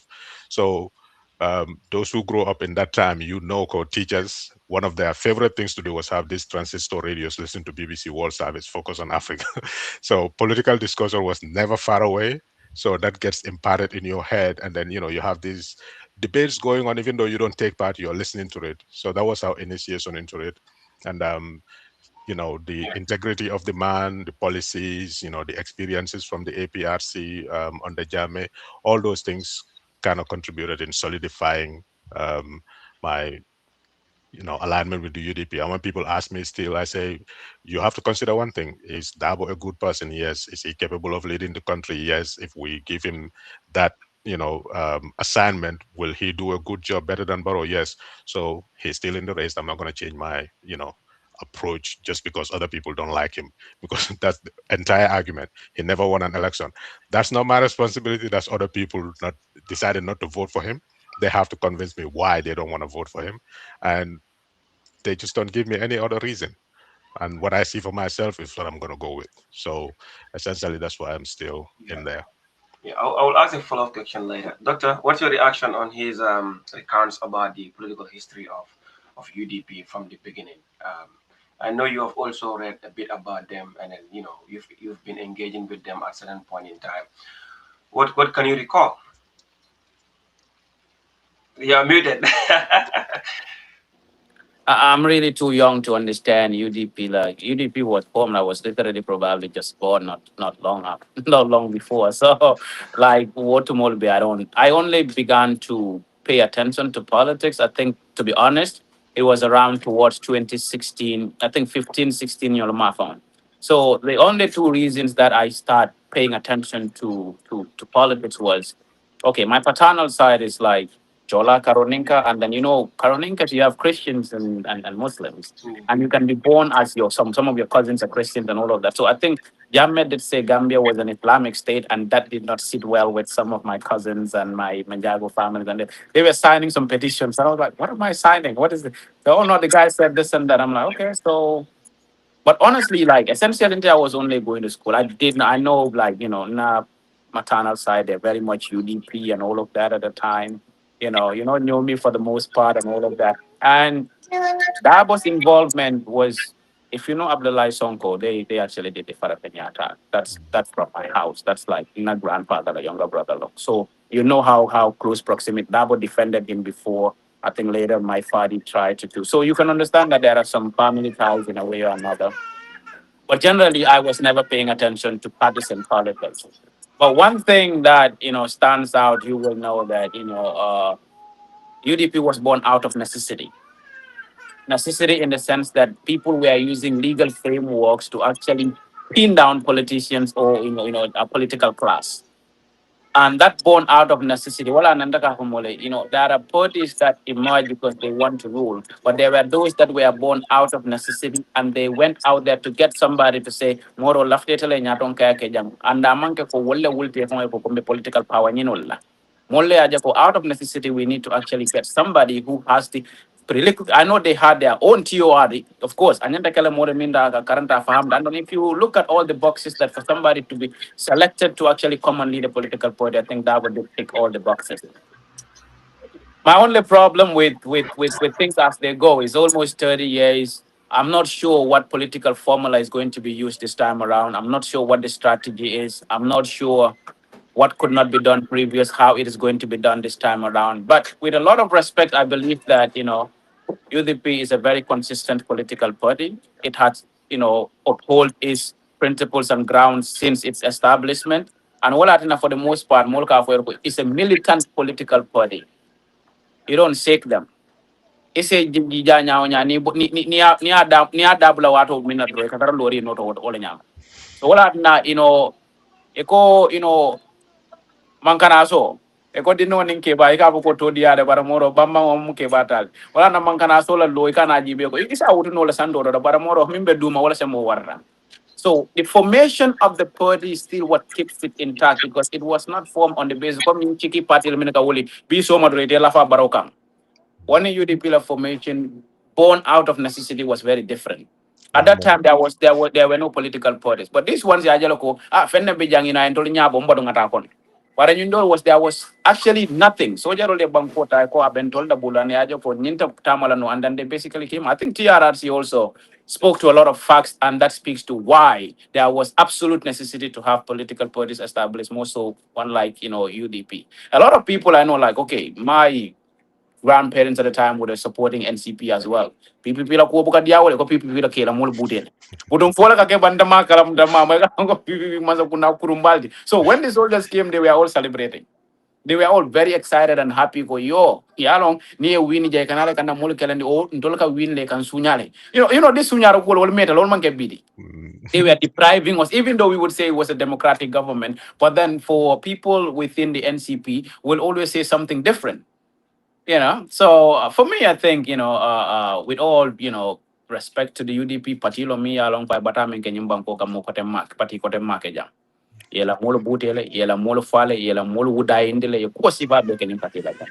So even if you don't align with them, you cannot dispute the fact and you cannot distort the facts when it comes to the political history of our country.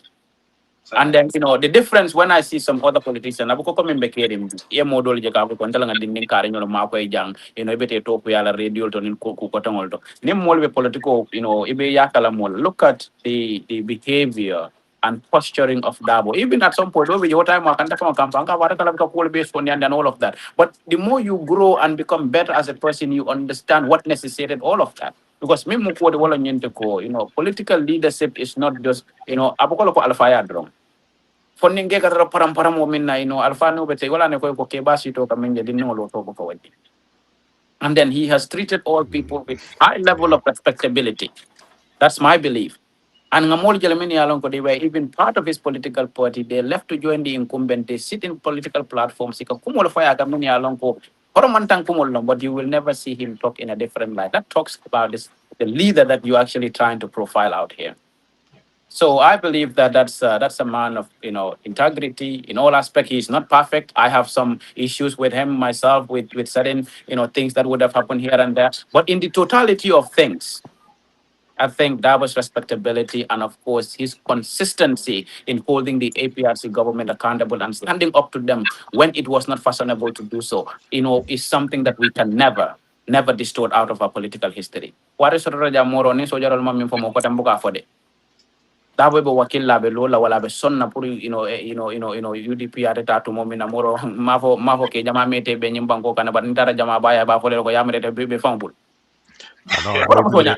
those that were all video finding, especially where he was talking to the IGP. It was like, that what it is. Like UDP evolved at some point from being a traditional political party to being a militant political party because Right. APRC was not treating them as a political party. Right. Yeah, start kila mol bute, kila mol disappear, kila mol sorong, green boy soul fanabe. So it's like we have to stand up for ourselves. In as much as we're doing our politics, we need to call out this human right. So they became an activist political party.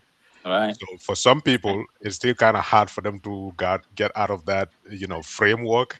Like once bitten, twice shy. Nimman yinke nyummol bena ya aja memenka wolkaran, So that was Dabo was basically the stabilizing force in that because it could have gone so far off, you know.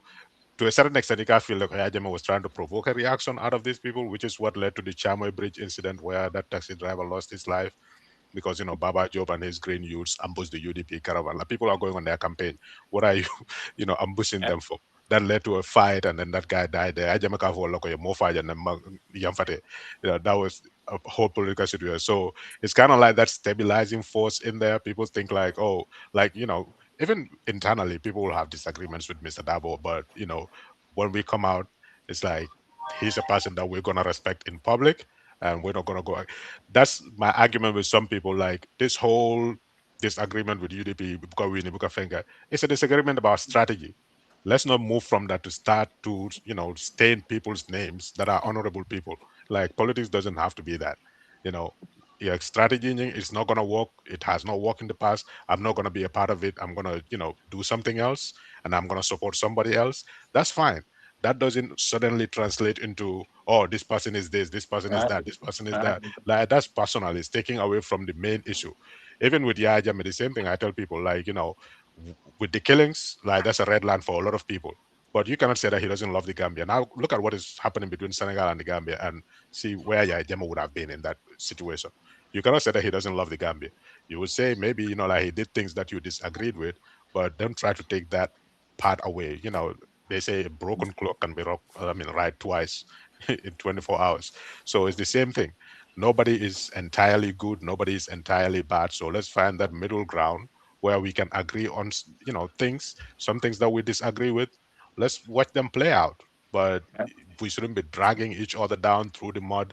It just takes away Even from what even is even important. even with that, historically, it might make some sense. Ya je ni modal ta butero la ka futa tembo do to la hanita kaya ko hey dura kamera la ko ira fana lafta butela.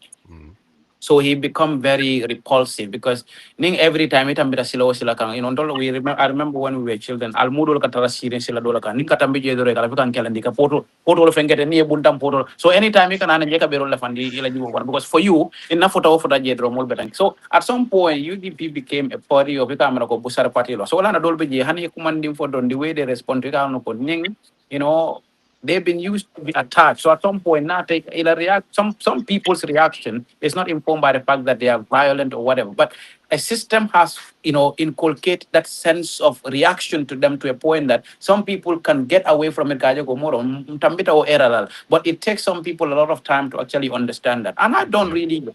I will not make a hasty generalization on a political party or political establishment on the same basis of a Facebook commentator who said one thing or another. I remember not long ago when you know, yete bambunan na kanagambia, ita mantelon yenta bambunan kanagambia, ita you don't even know UDP, malo UDP form tanyami. Somebody else didn't show that you see UDP kolon yenti beten ko moro. Alinta tenkondi wala. I am an adult and I can form my informed decisions. Because at Yeah. the end of the day, I don't use a single person to describe a party of 20, 30 years, that, took a lot of efforts to build it to where it is. And at the end of the day, nyimmen kanya for the maybe from wala taranso na naman dunyindula na naman hanapula from kanya is probably just an ordinary online supporter of the system. Or probably somebody who had felt that, okay, tulunga barami kajang o nga toro min kajang, every other person is just coming to throw shades at us. It looks like we are just a punch bag. And at some point, you got to actually defend that, which sometimes would definitely make, because you don't know with the military and the way they were actually treating that political party. More content Gambia member for ko but even had Adam Masakunda ko. UDP mi along Adam Bota Wall. More come Masakunda so the member police will follow Kalafika UDP too. Maintain a mira ko over Adam Masakunda. I know that's that's why I tell Honestly, honey people for like P. Ninsi Rangamira and Gomfai Ale along Kila along. I can think of everything bad around this government, but not to that level. yeah, that's why when we're doing that debate about adopting the 2020 draft versus the Barrow draft, going on, the longer this person stays in power, the more powerful he gets. So, Exactly. what guarantee do you have? Oh, let's just adopt the Barrow constitution for now. We will have 50 plus one. What tells you that if he wins, he's not going to change that? Like Exactly. Africa does is completely rife Exactly. with that, changing Exactly. constitutions Exactly. to keep themselves in power. Right. So he will be worse because Jama was street smart. He knows how he was doing things, to a Exactly. certain extent. You will have an element of doubt there and, plausible deniability. I didn't do this, like the April 2000 thing. Oh, Jama called from Cuba. I didn't know anything about it. The vice president was like, so there's that plausible. This guy will do things blatantly. If Kalongo, this is the motivation of it. Exactly. Like, Exactly. that's what I was writing. Like, immediately within 2, 3 hours of the police being shot, Lamin K said, if oh, Madi, I hope you and UDP. your party are Ah. happy. Like, how do you know that? Yeah. That's so from that point on, 'cause it's a dead giveaway call. These are the people they're trying to frame this whole thing around one person. No, but if you are in the Gambia, Jamela, political career jibe ekamanyaming. Even though some of the things you're just if you're wise enough, you know what exactly happened, but it's not very clear to you. But when you look at this one, you understand that this was so cheekily done that you don't need to actually look twice to know what exactly is going on here. Yep. So ni momi ya long ko ita bota pati min do moro UDP sa jow ya nyawo nyama. Wala nang ko mole ko modo beje wasa jow ya nyawo nyama.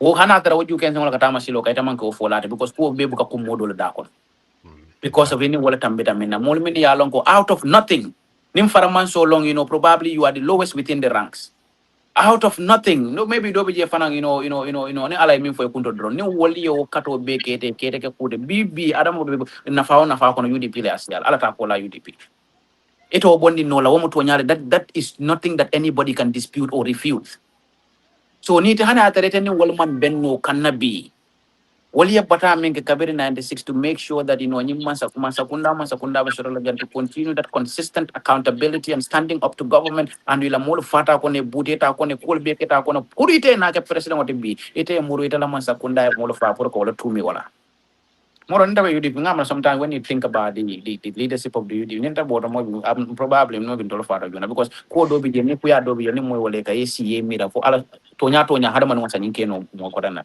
No matter what, UDP is not perfect. They have all their butts here and there. But when it comes to tonya, doing an independent analysis of the reality of our political space, they have contributed immensely to what we are in today in good and in bad. You can imagine there were times that the wala na ning kuketa gamega ana guy so wala long kela lalta tolli ni kabirin police wala kamolo bute jang what time mo je ka ko UDP people come out. Where were the rest of the people in the country? Yeah, Yeah. more famata. Look at the likes of Sabal and Mokotong. UDP etajan left a palace bal dealer. Adam Masakunda ko imanta kala jalua mansong ala but Adam Masakunda le lua falinga palace di wal.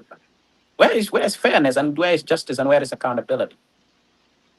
So it Yeah. speaks to a lot of things that you deprive people. Ye bol balik do ko la nyum banko kanjane, ye balik promotion on la jam because they feel they are either, and not even that they are affiliated to UDP because kontong ole mini bela, you suspect that it's just a suspicion that they align with this particular political party.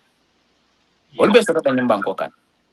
that's So what for I. me, I believe in the fact that UDP Birmingham into, okay, they might prefer to still maintain that, but that is respectable in my view. I don't align with that. But I think it's a party that nobody, under any circumstances, can deny, the progressive nature of the party, the democratic nature of the party.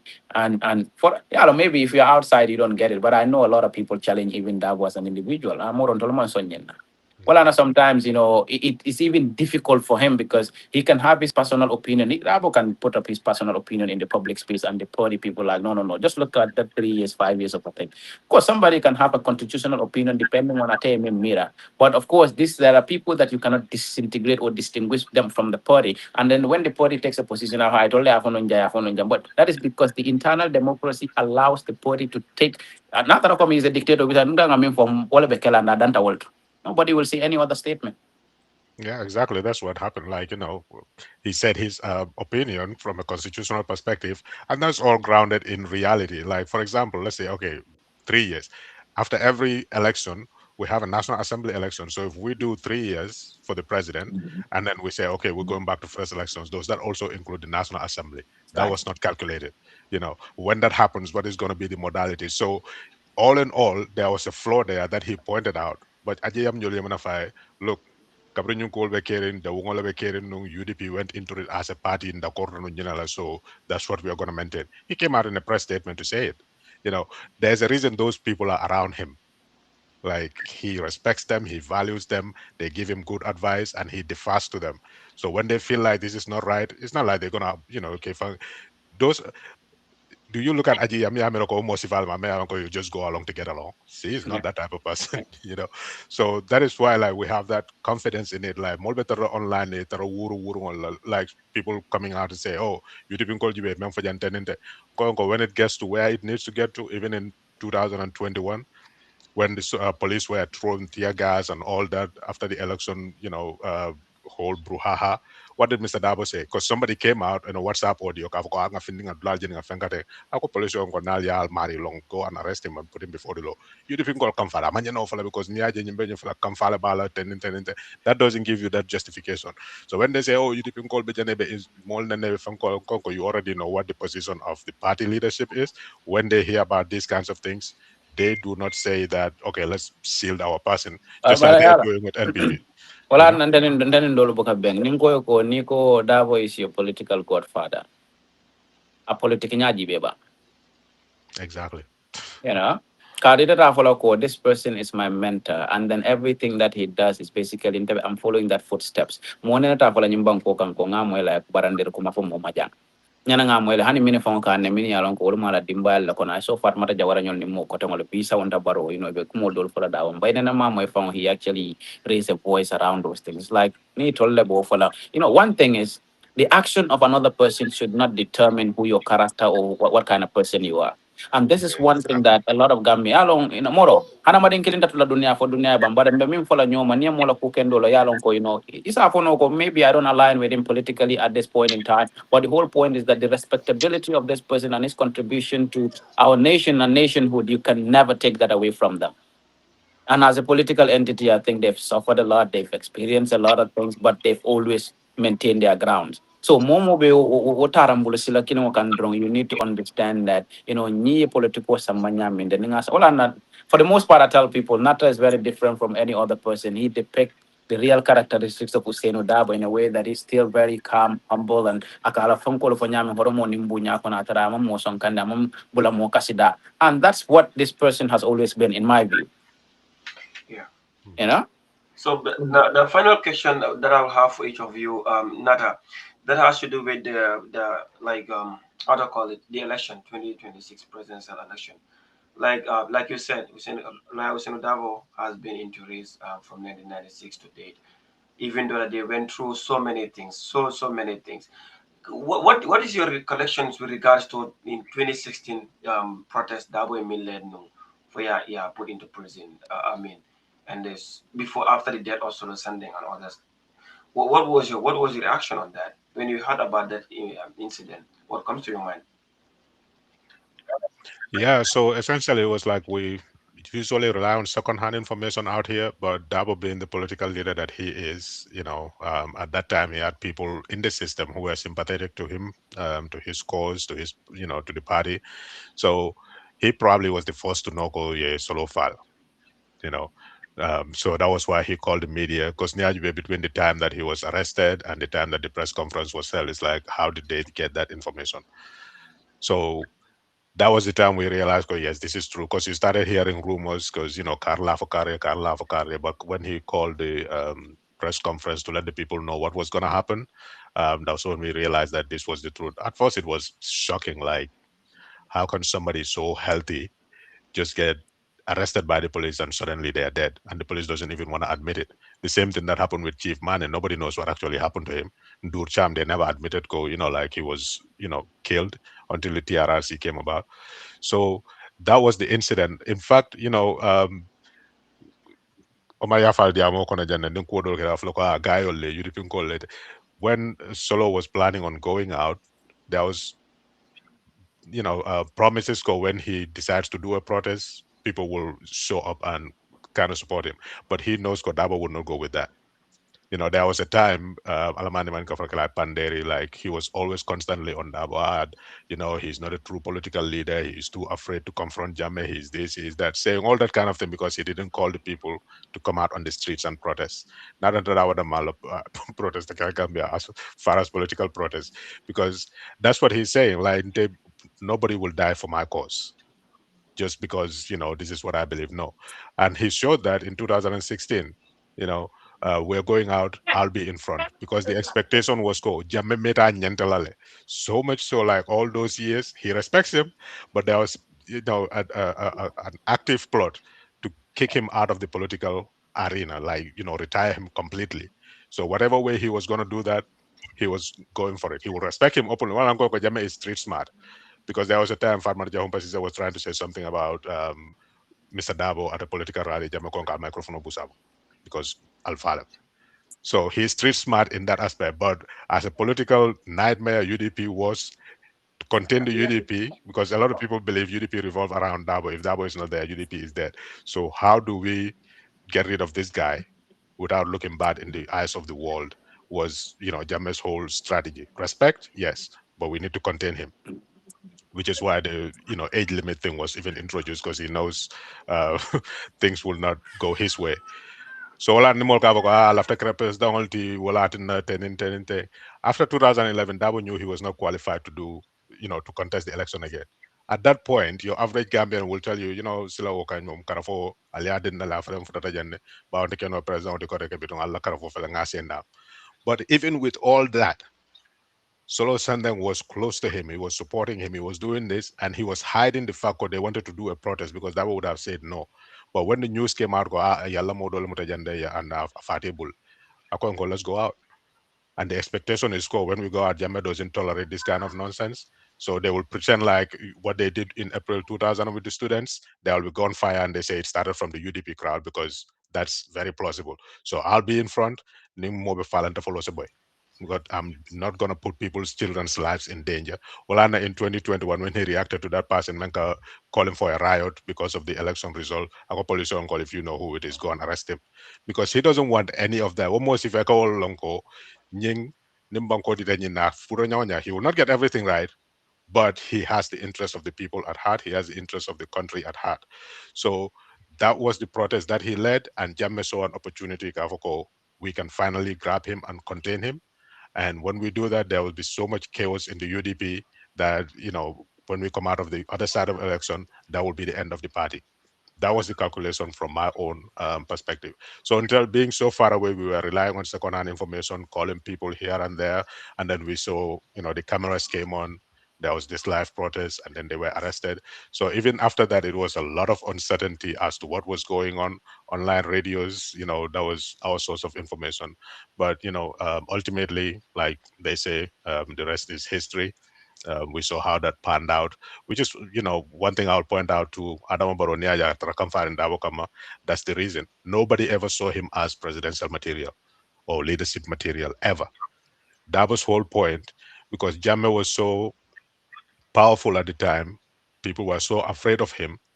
Like, who do we reach out to Brian and I Tambi UDP Nyato because Dabo cannot contest again? They were in search of that as early as after the 2006 elections. That is how Asadu Tura's name came up. Nyaji Baroka Hama left the phone after Asadu Tura. That was the reason why. Like, who is going to? There were so many people who were reached out to. Kind of like, we just need a figurehead who is going to contest the election. The UDP will do all the heavy lifting, but nobody wants to be in that situation against Jammeh, you know. So that was the part of the reason. Yeah, you know, some Adam Barola in Kamfabe is all personal. Like, to a certain extent, I in a favor, Amanda favor. Nobody ever saw him. Kafoko Nying, he's somebody that Nindawa Tija or UDP leadership Tijang, Jinevetambe. Because of that reason, Olan Ajiyam ya Blum Takayanko Sai Mo Tijang Rokoteke. As a figurehead, will put you in front. Kaitani Moloko UDP is still alive. That was the whole strategy. Because win or lose, these people were going to jail. If Jame continues, the pressure needs to continue to, address the applied goal. Our leadership is in jail and they need to come out. It was illegally done. Elections are not guaranteed. So in order for that to happen, the party needs to be intact. Kairani Moloko, the UDP is still here. We're still moving forward. Ajiyam cannot be the leader of the party because people will say, like, she's elderly. She's not going to be the presidential candidate or whatever. So they need somebody young as a figurehead. That's how Adam Barrow came out. So all that came out of the 2016 election.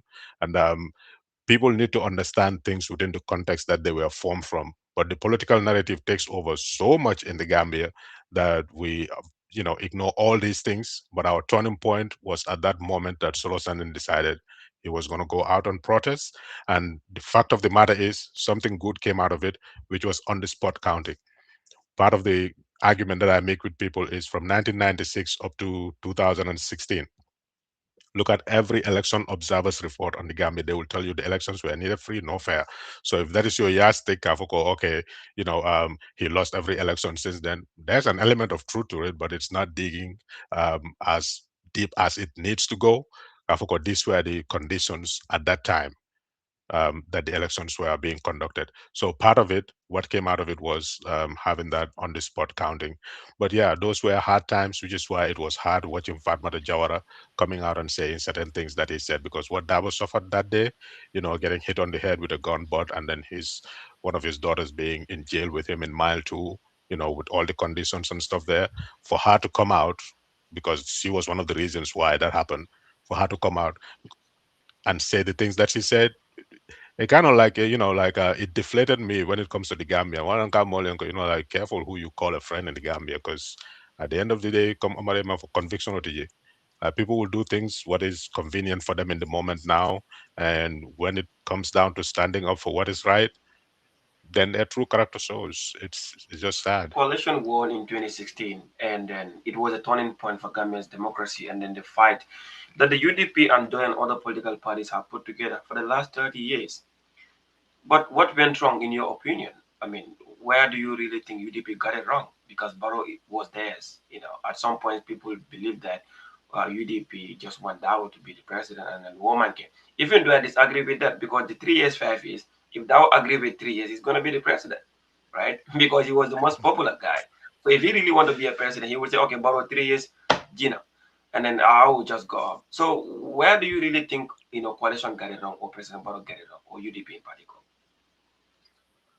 Yeah, that's what I just to buttress that fact. One kavu mo leon koni koko alafta president yala wala na 5 years. That is the most illogical argument anybody can make. I want to be president, but I want to extend it until 5 years from now, rather than 3 years when I can actually be, which is what this guy agreed to. So that's just by the way. But my take on it is gonna be very biased and very, like, there were so many different factors that led to I won't say the failure of the coalition, because in my book the coalition succeeded because their entire focus, we mentioned it earlier, their entire focus was remove Jammeh from power. That was it. There was no aftermath. Everything else that was said, in terms of the reforms that we're going to do, all those things, yes, and to a certain extent those were achieved. Like, we are going to set up a commission because Jammeh was abusive in terms of how he administered the country. So we're going to set up a commission to investigate those abuses and violations of citizens' rights, which was the TRRC. That was set up. We are going to look into his corruption, because it's obvious when he came to power there was hardly any money that Jammeh had personally, and now when he was leaving power there was all these mansions, all these you know personalized luxury Doctor, cars and you're muted. airplanes. All I'm not a Gavekela. Ngo oy hakilo bulani Adam wala. I made it. Adam go election within 5 years, a guy over 200 million. So don't go for Allahu Akbar. Professor Semko Jambe wouldn't have that beautiful wife you if he was a military officer. So Molka Tonyo no wala, but like, I don't like to go into that personal circle. I could have to the file chase learn but what song so for back the Tonyo or something like that. People are governments can be mean like that. But yeah, so in essence, the coalition's goal was to remove Jammeh. They succeeded in that. They wanted to do reforms. They set up. They took the first steps to that, which was the Jada Commission, the security sector reform, what is it, the TRRC, and also because he used the 1997 constitution to abuse then a new constitutional consultation to so all those things took place. Where the problem started was the modalities or the strategies in contesting the National Assembly elections. And to a certain extent, which is why I said I might be biased, a lot of people felt like UDP shouldn't have put forward a candidate in 2016 while Halifa Saleh was still there. So because of those personal grievances, because he was more qualified, he's more qualified than Adam Barrow, personally. But public sympathy was on the side of the UDP. And like I said earlier, UDP had a strategy at that time. Win or lose, we need to continue the fight against Jammeh because our leaders are in jail. We need to continue that fight. So if we take all our political capital and give it to somebody outside of the UDP, what if they decide they don't want to continue that fight with us? So that was the calculation at that time. But the modalities of contesting the National Assembly election, that's where the split started, in my opinion. I could be wrong, but I think that's where the whole issue started. Let's uh, field independent candidates, or let's go tactical alliance. That's what people still talk about it. I think that's where the whole issue started. But to a certain extent, I feel like Barrow is the one that corrupted the whole agenda because TRRC was formed. What they recommended, he should implement. The CRC was formed. What they recommended, through consultations with Gambians, he should have implemented it. The security sector reform, he shouldn't have retained those NIA guys who are complicit in, stories of torture and whatever they were doing. He shouldn't have done that. The Jammeh assets, the way they treated it, that should not have happened. So all that, I would say, that was on Barrow because he was trying to build his own personal political capital. So he decided to go with that by forming an alliance with APRC, which is not bad in itself, but you already have a commitment to the Gambian people. You know, um, Jawara, when he was taken out by military coup, Al Ghali Commission came. Um, there were recommendations. Jammeh acted on a lot of them. Some of those compounds were taken from people, some of them given to security personnel, used as security outposts or whatever. So the same thing. You can tell them, yes, we can form an alliance because you are Gambians, you're a political party, blah, blah, blah. But these are the recommendations of the commission. This is why the Gambians voted for change. They need to see some action. But out of convenience or for his own personal reasons, he ignored all of that just to build himself some political capital. So there are lots of factors, but yeah, to a certain extent, I feel like the main one was when they decided that the modalities for contesting the National Assembly elections, there was no agreement on it, and people held personal grudges from that, and they use it as a political tool to continue the fight. Doctor, how about you? What would be your reaction on the issues of the coalition? Because government fought for this, both home and abroad. People were killed. Soldiers soldier me ano ko jani how to call it bureau jani do be offer and neology. A lot of people, not only coalition leaders, but even governments in diaspora play a huge role.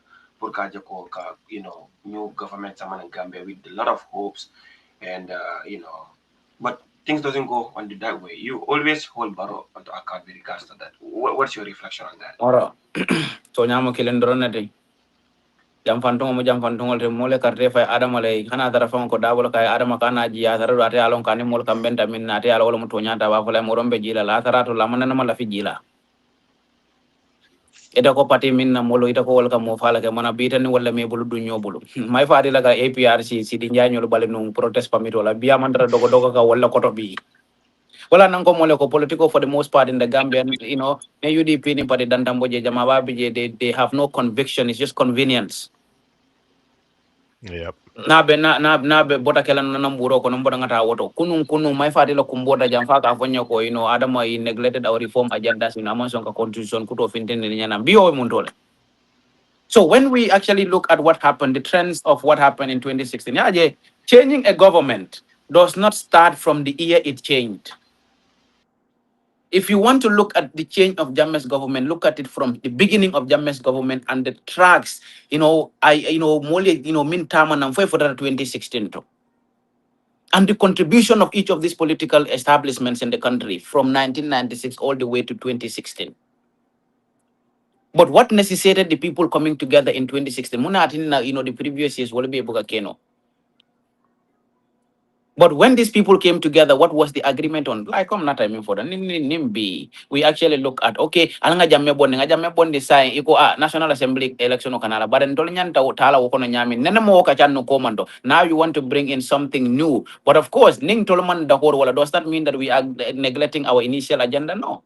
Ni dahor ramina wolong kanyumbonde, ninga bonde dumimbi rakala onyato, the nenemo wakachan.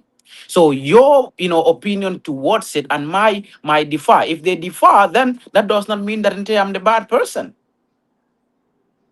Right? But not in a political party to be malone if I'm But the only reason I did not agree with the tactical alliance at that time, Barrow was actually at that point coming out to because to be honest with you, you repeat a candidate on Dolmo support a candidate do time and song.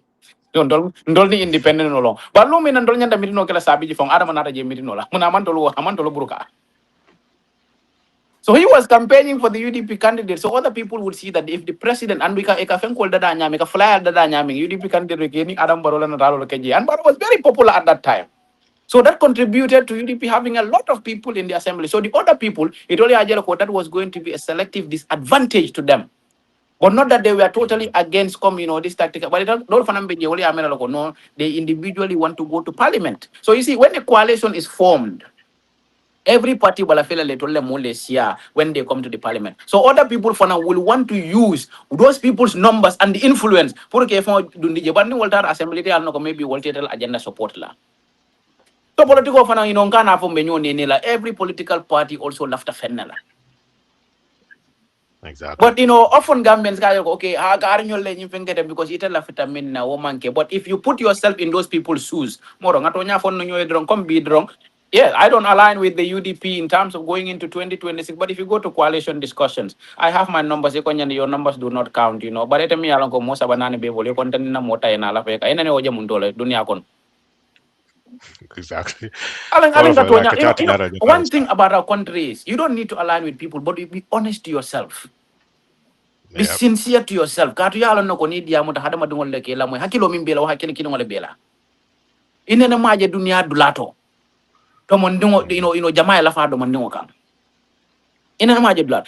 Now in principle and in terms of practice you might have your differences and ya joko on this basis I cannot align with these people but you can just go on your own but you cannot say alna la fandaka. No. Ni tata la fa no la jamaa ka bita le fangole bareta fa la jamaa na la fetaka. So for me, the whole thing with 2016 is more aje jamfantongo ku kilimbala kuoto. Like this John my guy in Senegal.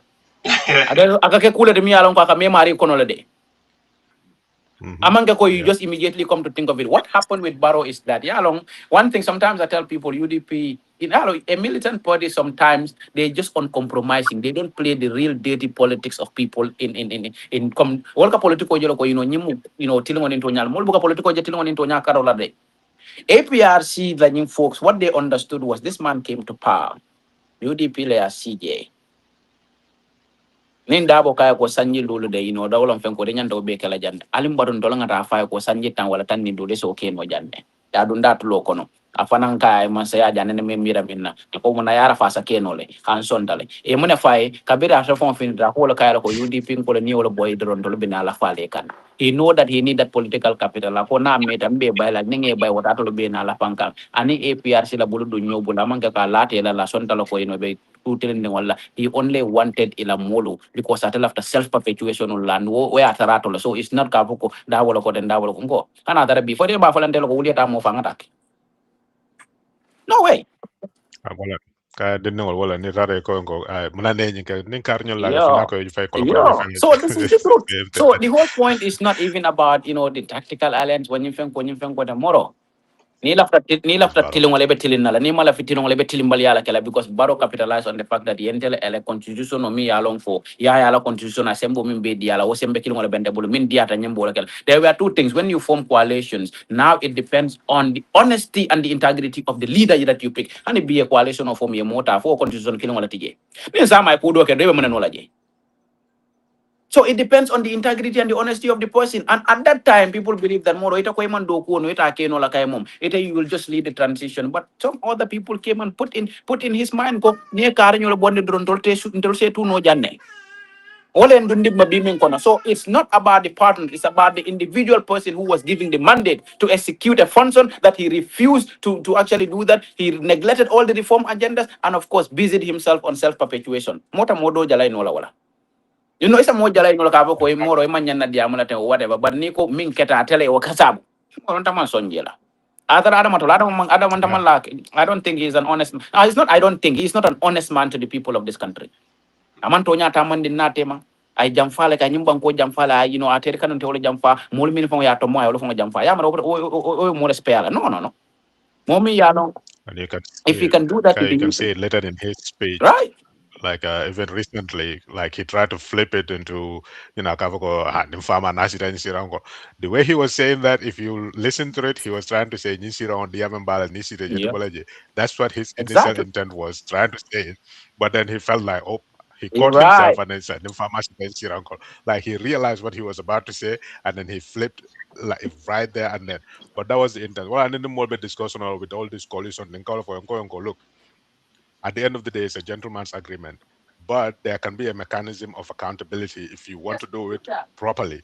For example, when it comes to this 2026 coalition, why don't you say, we can back you, but here are our conditions. Number one, you bring back the CRC draft constitution, take it to the National Assembly.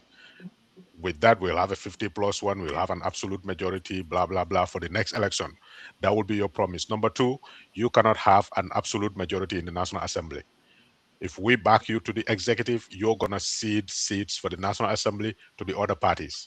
So, whereby we will tell the people, let's say, for example, UDP will not contest in Lower Nyomi, they will not contest in Upper Nyomi, they will not contest in Jokadu. That is not, we minimize your seats. For example, absolute majority in Gambia National Assembly, let's say it's 26. You cannot have more than 15 seats in the National Assembly. You pick where you want to put them as your stronghold. If you have a fixed deposit, then the rest goes to the opposition, those parties who are not going to form the bulk of the executive. At the end of the day, the power to appoint and fire people in the executive lies with the president, which is why Doi in 2016 didn't want to take that position. So it doesn't matter what you say on paper, the constitution gives him the power. And out of his own political interest, he is going to decide, I'm going to appoint this person, I'm going to fire this person. That you cannot do anything about. So let's say we'll back you, you form the executive, you're the chief executive, fine. National Assembly, you cannot have more than Yeah, 15 long. seats so that we have Yeah, lo majority. ofong Those is are the still gentleman controls. agreement. Na mari na balanta do ko adama balanta mbulu. Right. But then, like it will still be out there in the Right. public. Like, okay, these people are promised they're not going to contest here. So if they do, let's all put our resources together and make sure their candidate does not win. So there can be a mechanism put in place to that, where to a certain extent the National Assembly can be made more efficient, just like what he was saying at the beginning of the program, more efficient to the point where they can hold the executive to account. The judiciary we don't need to worry too much about. Well, to a certain extent, but we can say they are Yeah, even independent, even the way that judiciary the and the constitution. speaker also, you cannot remove it. The president cannot. So Exactly. Yeah, the one of the same thing with opposition the leader can be, Minister of Justice. The other one can be the Speaker of the Parliament. yeah, like when you go into a coalition, and let's say, for example, PDIS, not to disrespect them, but they never want to take executive position. Say, for example, we will seat Serakunda, Halifa can come back to the National Assembly, Sidia can come back, and between the two of them, we can have the speaker and the deputy speaker, but they will be selected by the members of the National Assembly. Let them man that institution based on their experience, based on their commitment, their patriotism, their dedication. We will have them do that, and then UDP cannot have a majority in the National Assembly. We will limit them where they can contest the elections. Let's go into that agreement. You know, and have a mechanism where you can enforce that. But when you rely everything on the executive, okay, we agree this is what is going to happen, and the president comes and does what he wants to do, what can you do about it? But I Again, don't know. Like again, again, since we talked about it earlier, again, did again, you see? again, the enforcement part becomes the problem. Yeah, long coalition okay. Yep, Kung niya motilin nung sa drone, exactly. ni mo motilin nung sa That's wala what ba it ko is. liyan drone. You can still agree with all of that. Yep. The person, if the person does his political calculations with an intention to actually betray you, hanan kami important kung ngakarin yung kaya na babalan na wala. Kata son na ka. Since you And don't then know what they're constitution o hiding, sembo min dia lete exactly. to tanu labun.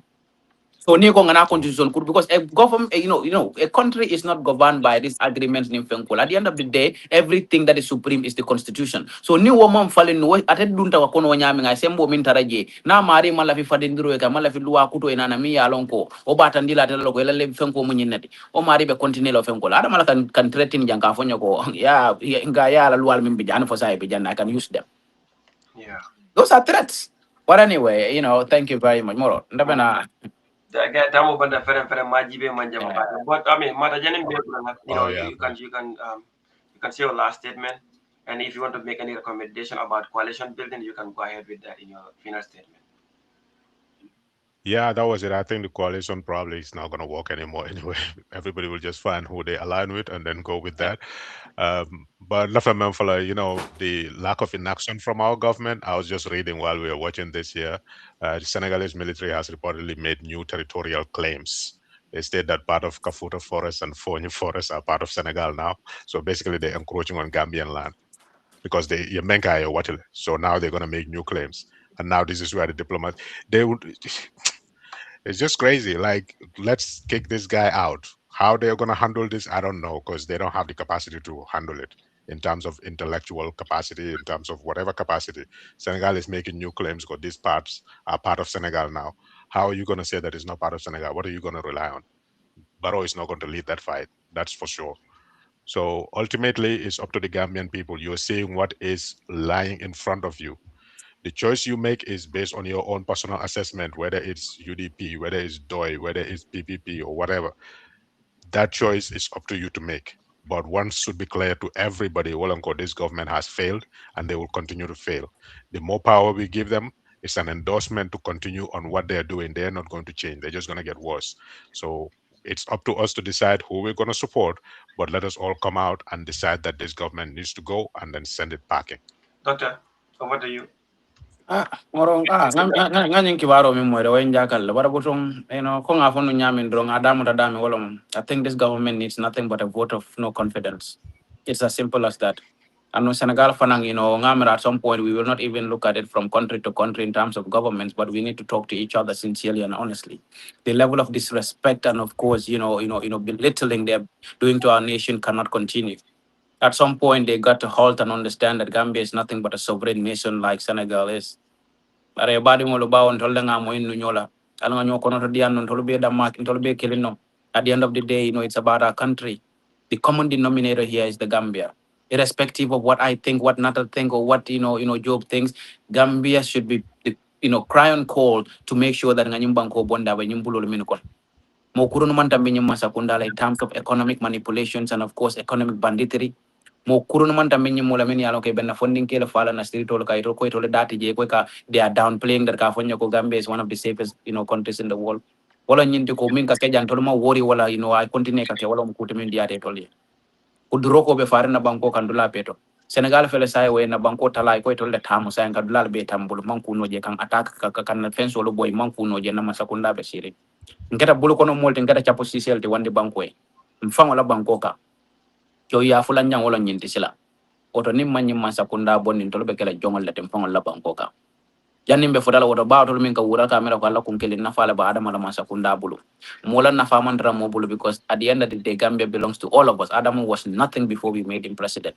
Adama ka jakan infantingol le dun jankunum bilo ngaje dro afanke multi-millionaire or a billionaire ananga tonya fon no ngana banko tele ni tonya ni tinongola. So for me I hope that everybody in every sense of it would see the need to vote against Adam Barrow's government irrespective of who you are going to vote for, but no genuine Gambian should vote for this government to continue when our territorial integrity and sovereignty is being attacked without any remorse by the Senegalese authorities when they actually are in charge of our president's security and, of course, in charge of our national security in a way. When our military is disarmed for 10 years, subjecting them to mediocrity and mediocre salary for doing nothing. So wala na nyanda adama bondi la moro. But thank you very much. In kaya butong alama Spain is basically Barcelona versus Barcelona. Ala Real Madrid kung ko ala fo ko alama But alama duno kun alma kun neto. not a Australian support can be there. Hmm? Not a Yeah, can be now. Yeah. Kahit in Spain lang, we're rage hating on Argentina. So yeah. I'm rooting for Spain, but anyway, ni Messi win tafanang ntolo okay, ntolo ben sewo bunda bi na team fulala play ka. All right, thank you so much, right. gentlemen. It's a pleasure having you, my brother Nata. I know we're gonna connect more. I'm gonna bring you back. Oh, In fact, I used to do this in person, so it will be the first podcast to do in person. But anyway, we're gonna actually, bring you back to have a conversation. I'm more interested in talking about, the sacrifice that the UDP put together. I know you are a historian and you know a lot about the UDP transition and the challenges that they have faced over the years and years. So we're gonna have a conversation again. Gambia, a lot of things are going on. I would love to have you on this podcast again anytime soon, so that we can have a broader conversation with regards to the Gambia and then some of the things that you do. I inshallah. love to continue to do. Thank you so much for being here. I really appreciate your time.